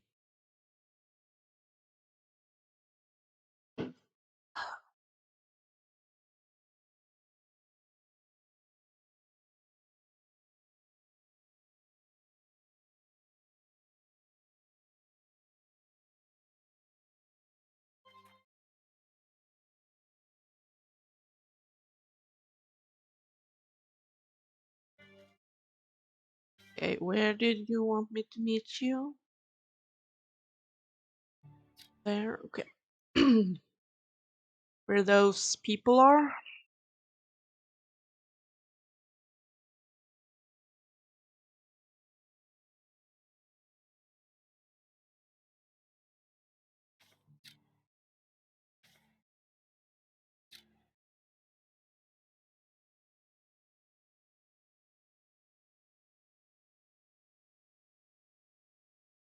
Here we are. You see the buck hiding behind a bush, anxiously watching something up ahead. What's the matter? Did you get cold feet already? Shh, they'll hear you. Look. Through the pine boughs, you can make out figures moving across the snow. They're covered in warm pelts and carry sharp looking spears. The royal trappers, they keep my brother's corpse supplied with furs, but they've been out here for so long hunt anything that moves. It would be a shame if those antlers of yours ended up as someone's trophy. Wait here and let me deal with them. All right, be careful.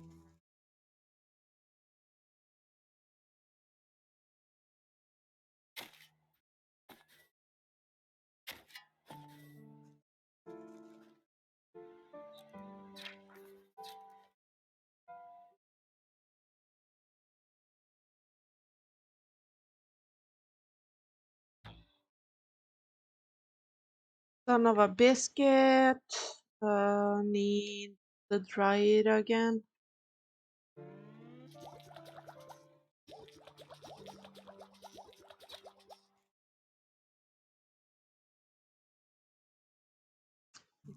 Go back to the forest and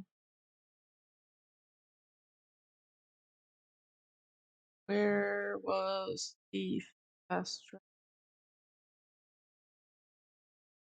Oh, fast travel. There you are.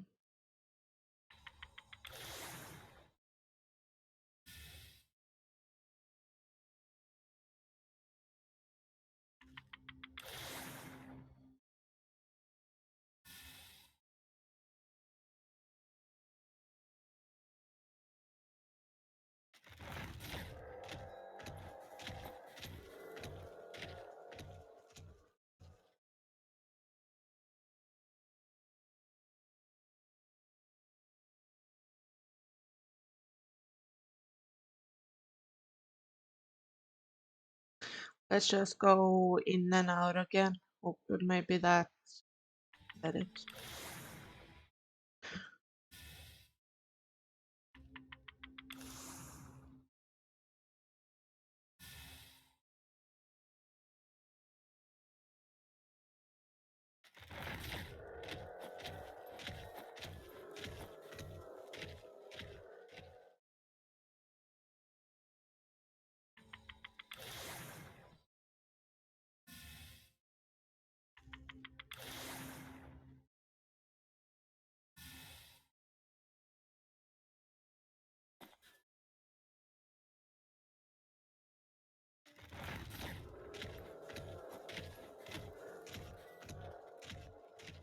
Okay.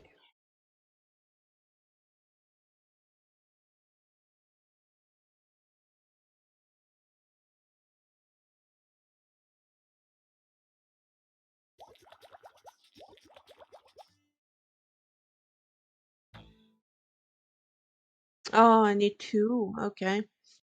And we get that from the snowman.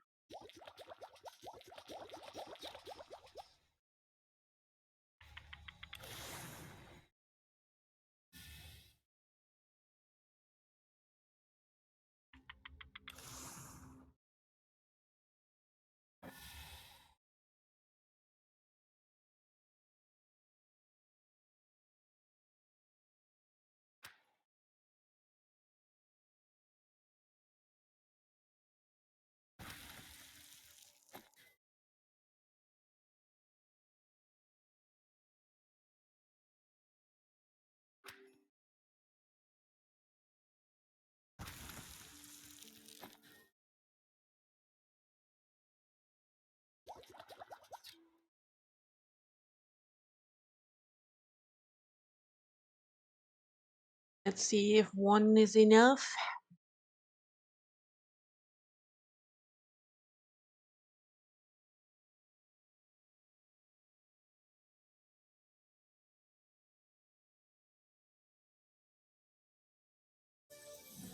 Ooh, okay, so it does all of them. Nice. You glance at the buck hiding safely behind a tree at the far side of the camp. Making a raven's call, you signal for him to join you. The buck picks his way through the frozen trappers. Are are they going to be okay? They might catch a case of the sniffle. Nothing a warm bowl of soup won't fix. Come along now. We're still a ways away from the mountain's peak. I think I know a way up. I'll meet you ahead. Come join me when you're ready.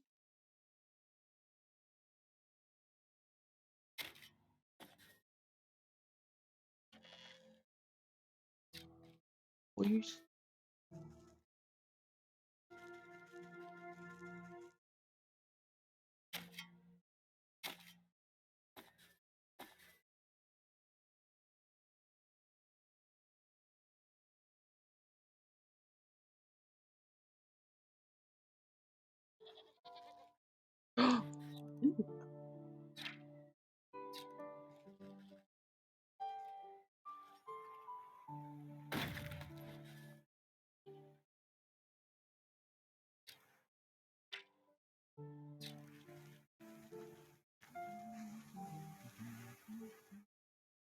Before you stands a looming rock face. Not even the most determined climber could hope to scale it. I thought you said you knew a way up the peak. Well, you see, this is the Great Glacier. When the air is cold enough, the water erupting from its freezing solid. I thought it might give us something to climb up. You look into the dry crater at the bottom of the sheer cliff. I don't see much erupting happening down there. It's been dormant for a few seasons now. I kinda hoped we'd get lucky. I don't trust any luck that I don't make myself. You take a moment to ponder your situation and eye the small glaciers nearby frequently spewing steam up into the frosty air. I suppose these other water spouts all draw from the same underground source. I think you're right. They started popping up shortly after the Great Glacier fell silent. Then I wager if we plug all up, we'll be able to make the big one blow its top again. Plug them with what? You turn your attention to the bleeding mountain. Oh no! Digging for lichen nearby. Those frosty beasts look to be about the right diameter. Maybe I can coax some of them into position. Oh no.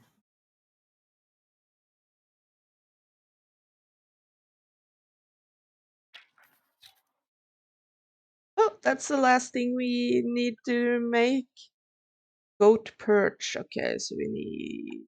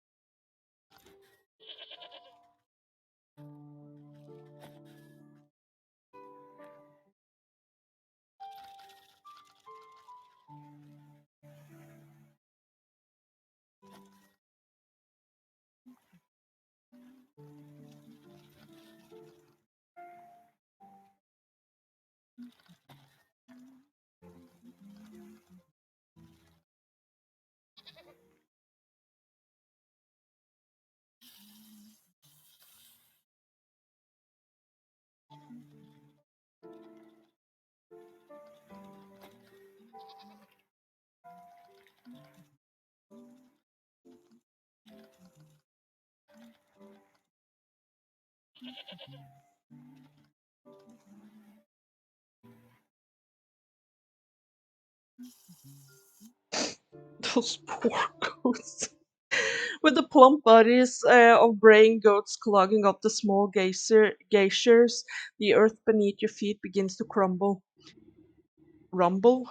The mountain goat's eyes go wide as the pressure builds beneath them. With no other outlet, the steam rushes towards the only opening left.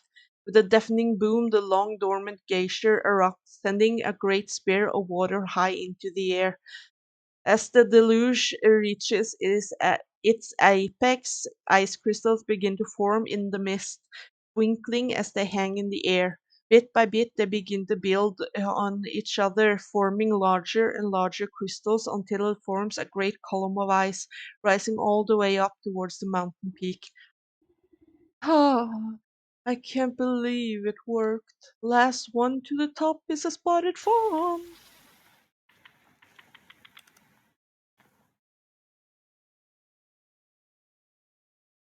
You stand at the mountain's peak, buffeted by wind and snow. Now then, where's this crystal cave you spoke of? I'm not sure. I think it should be just up ahead, but in this blizzard I can hardly see my own nose. The buck jumps behind you, pointing into the frigid fog. Wait, what was that? You squint into the galing winds, unable to see anything but white. Probably just another mountain goat. I wouldn't be so sure. When I was little, my brother told me stories of the snow king who lived up here. He said if I ever went up the mountain, the snow king would blow a great blizzard down on me. He said they'd run me around and give me false directions until I got lost and froze solid.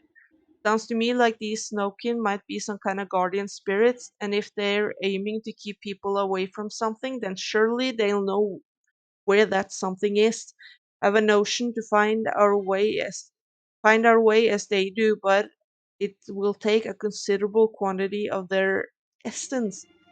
That sounds dangerous. I'll just stay put then. I know better than to wander blind in a snowstorm. Okay.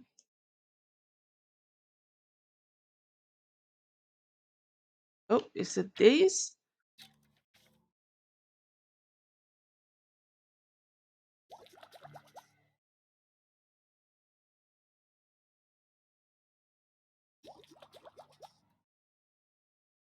Think I need more feathers though. Yeah, dang it.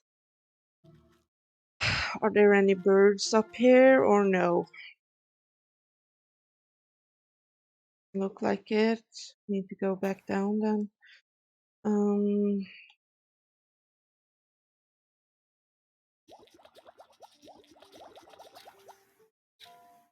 dang it. In the button.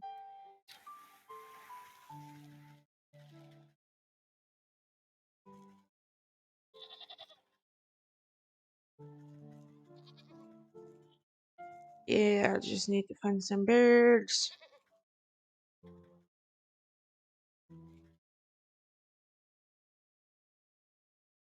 Which evidently have to go all the way back down.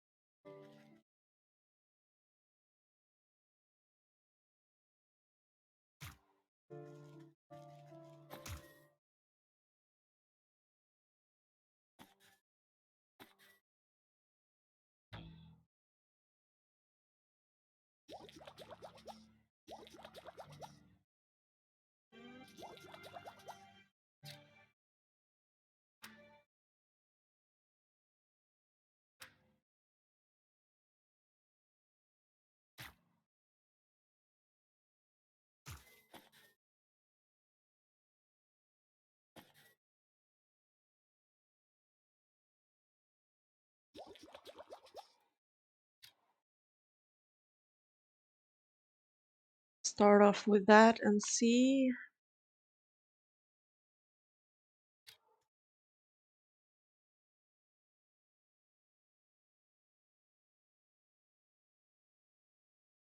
On the road again.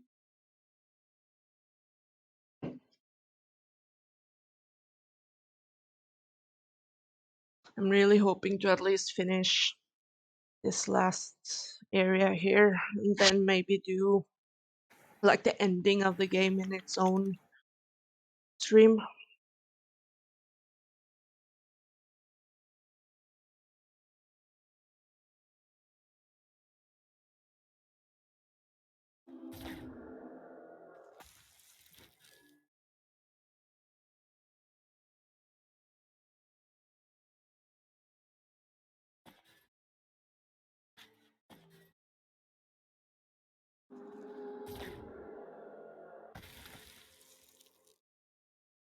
Okay, one more.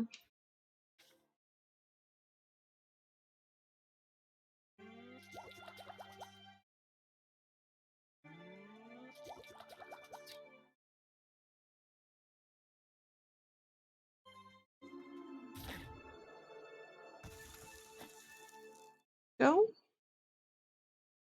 Oh, wait, I didn't get it? Huh.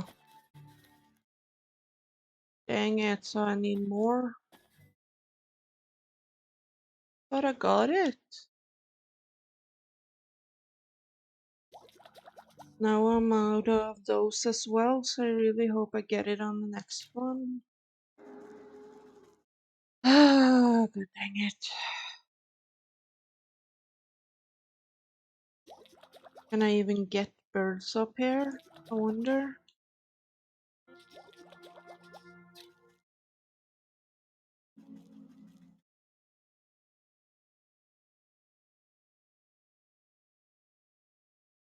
Going to try, but download it.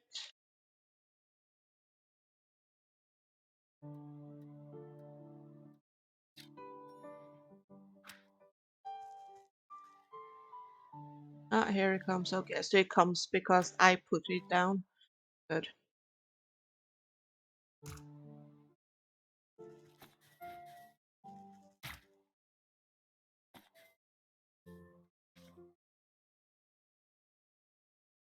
Please be the only thing I need left.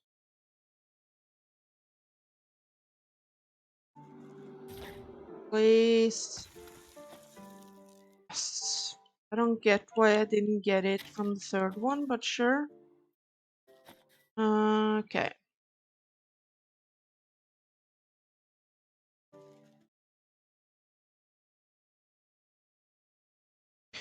Look. See how this snow swirls in strange pattern directions. Maybe the snow can know the path. You piled the mystical snow at the buck's feet and shielded it from the howling winds. The flakes drift in the air like icy glitter. Oh, come on then, I'm getting chilly. You prod the snowdrift into a muttered invocation. Despite the chaotic storm, the snow crystals swirl into an icy ribbon and slowly trace a line up the mountain peak. There it goes. There must be the way to the crystal cave. He takes off after the trail like a shot. You hike up your skirt and do your best to keep up in the dense snow. Shall we? Oh, I didn't actually have to follow him. His face falls as you arrive at another sheer cliff. I don't understand. The snow stops here, but there isn't anything more than rocks. Did the snow king mislead us? Are we lost? I don't want to freeze solid. This is no dead end. Look, you gesture to the cliff where the eddies of swirling snow quickly gather. Within moments, the entire wall of rock is buried under fresh white powder. You reach out a clawed finger and touch the pure snow. It melts away to reveal a glittering opening in the stone. The crystal cave, you did it! Let's go before we freeze to death. I am certain the crystal flower must be inside.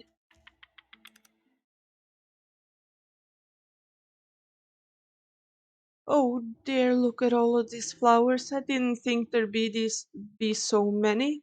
I'm going to pick a whole bouquet. You stopped the impetuous youth with a quick tug and mutter beneath your breath. Hold on. The prophecy mentions the one true crystal flower. These other flowers must be the deception meant to trap hardy would-be kings. Prophecy? What are you talking about? I only mean to say we should find the best single flower for your brother's coronation. Good point. Quality over quantity.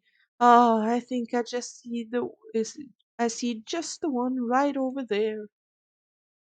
Okay. There's nothing else for me in here. Guess not. It's this one. It's perfect. Just look at the refraction of the petals and the frosting on the leaves. Oh, but I seem to have forgotten my pruning shears back at the castle. Would you do the honors? I don't want to damage it. Sure. You snip the brittle stem of the flower, careful not to touch it directly. Prophecies can be nasty stuff to stick your fingers in. The buck holds the flower aloft, inhaling the blossom's magical aura. Wow, smells just like powdered snow on fresh pine trees. The moment is interrupted by the shrill cries of aristocrats clamoring against each other. I found them over here, my lord! In a rush of colorful fabrics and fancy hats, you find yourself surrounded by nobles. The stag steps out from their midst, looking irate. After everything I've done for you, this is how you repay me, brother? The young prince blinks in confusion. What are you doing here? Have I offended you somehow? A usurper, you thought you could slip off when I wasn't looking and steal the crown from me? You think I don't know the prophecy of the crystal flower? Why does everyone keep talking about a prophecy? I picked this flower as a gift for you, brother. Fool! Only the king can choose the true crystal flower, and you are not the king. The stag reaches down at his feet and plucks the closest flower. See, only I can. The stag never finishes his sentence, his defiant pose forever imprisoned inside a solid ice. Oh, my brother, what have you done? You give the mystified buck a reassuring pat on the back as the nobles gather closer. The true king has been revealed indeed. King? You mean me? You are the prince after all. I suppose the prophecy was pretty clear. Magic flowers are seldom wrong about this sort of thing, and if you tend to your kingdom with the same care you tend to your garden, you'll do just fine. The ring of nobles crowd around the buck. You know I never cared much for that stag myself. I think the new ruler will shake things up a bit. You excuse yourself as they bow and praise the confused lad. Long live the king! Passing the frozen stag, your eyes catches on something sticking out of the permafrost. You reach down and pick out a shard of translucent ice, careful not to cut yourself on the sharp edges. Despite the warmth of your palm, it does not melt. The soul of the stag. The souls of the stag, hawk, hogs, and wolf rattle inside your pack like angry insects. That's the last of these villains. Now it's time to put an end to this wretched business with the goat. Let's go!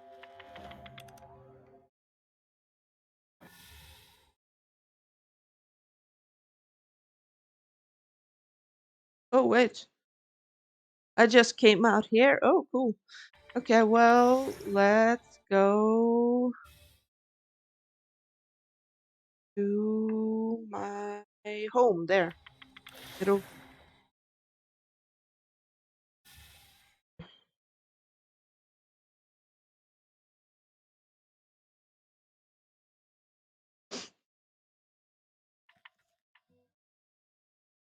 Ah, come on.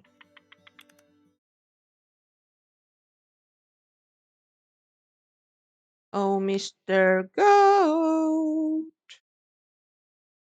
The goat paused the floor with a cloven hoof. You've returned. I was beginning to grow impatient.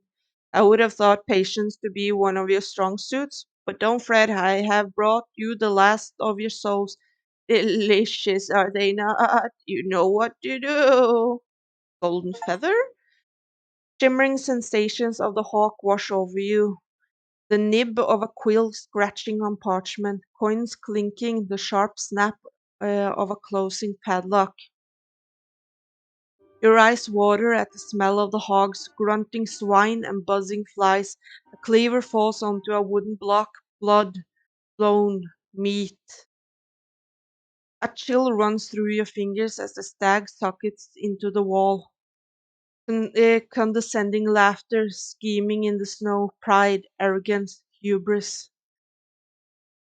Your mind sinks into shadow in the presence of the wolf, soft footfalls padding through dried leaves, hot breath, big eyes, sharp teeth.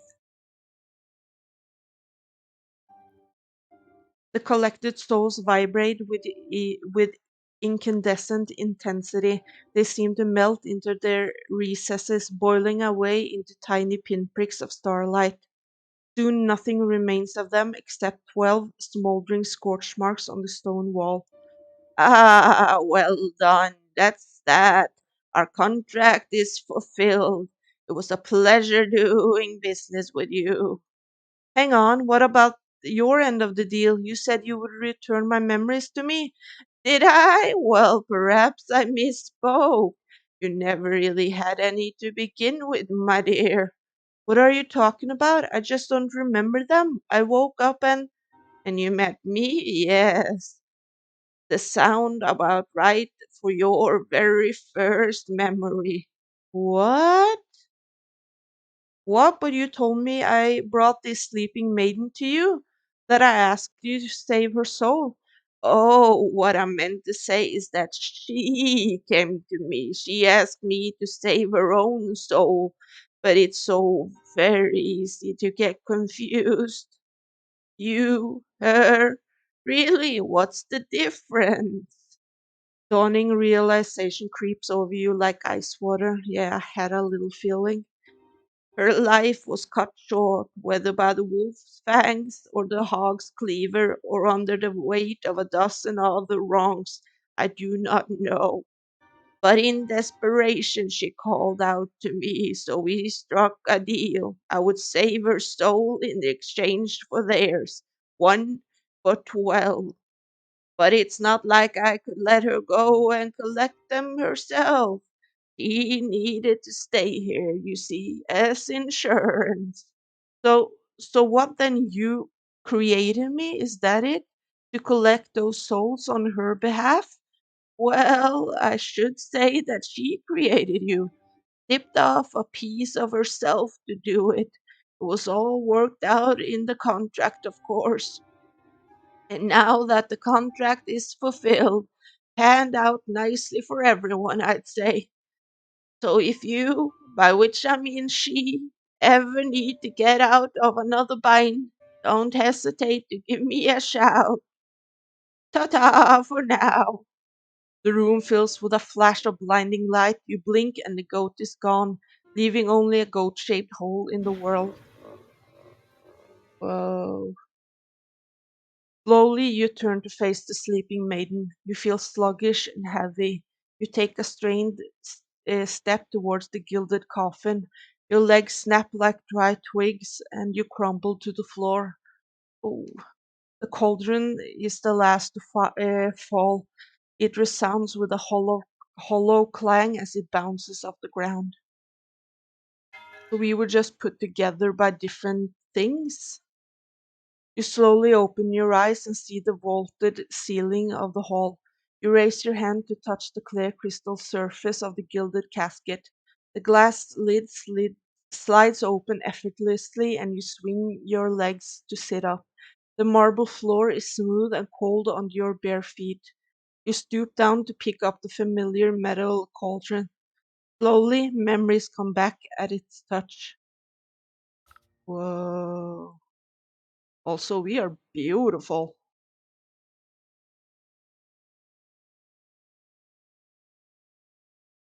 This was so cool though.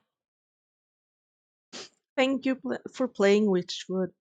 That is so cool. So as she was dying, she struck a deal and she snipped a piece of her to put into this amalgamation to then be able to run around and collect the souls to save herself. Dang, really cool. This was such a good game. I really enjoyed it. I highly recommend it to anyone that likes playing games. This was so good. Story was so interesting and everything was so different with all of them. You had to do all different things to get the different souls. Some of them was a couple of them was a little similar to each other, but mostly you had to do different kinds of stuff for each of them.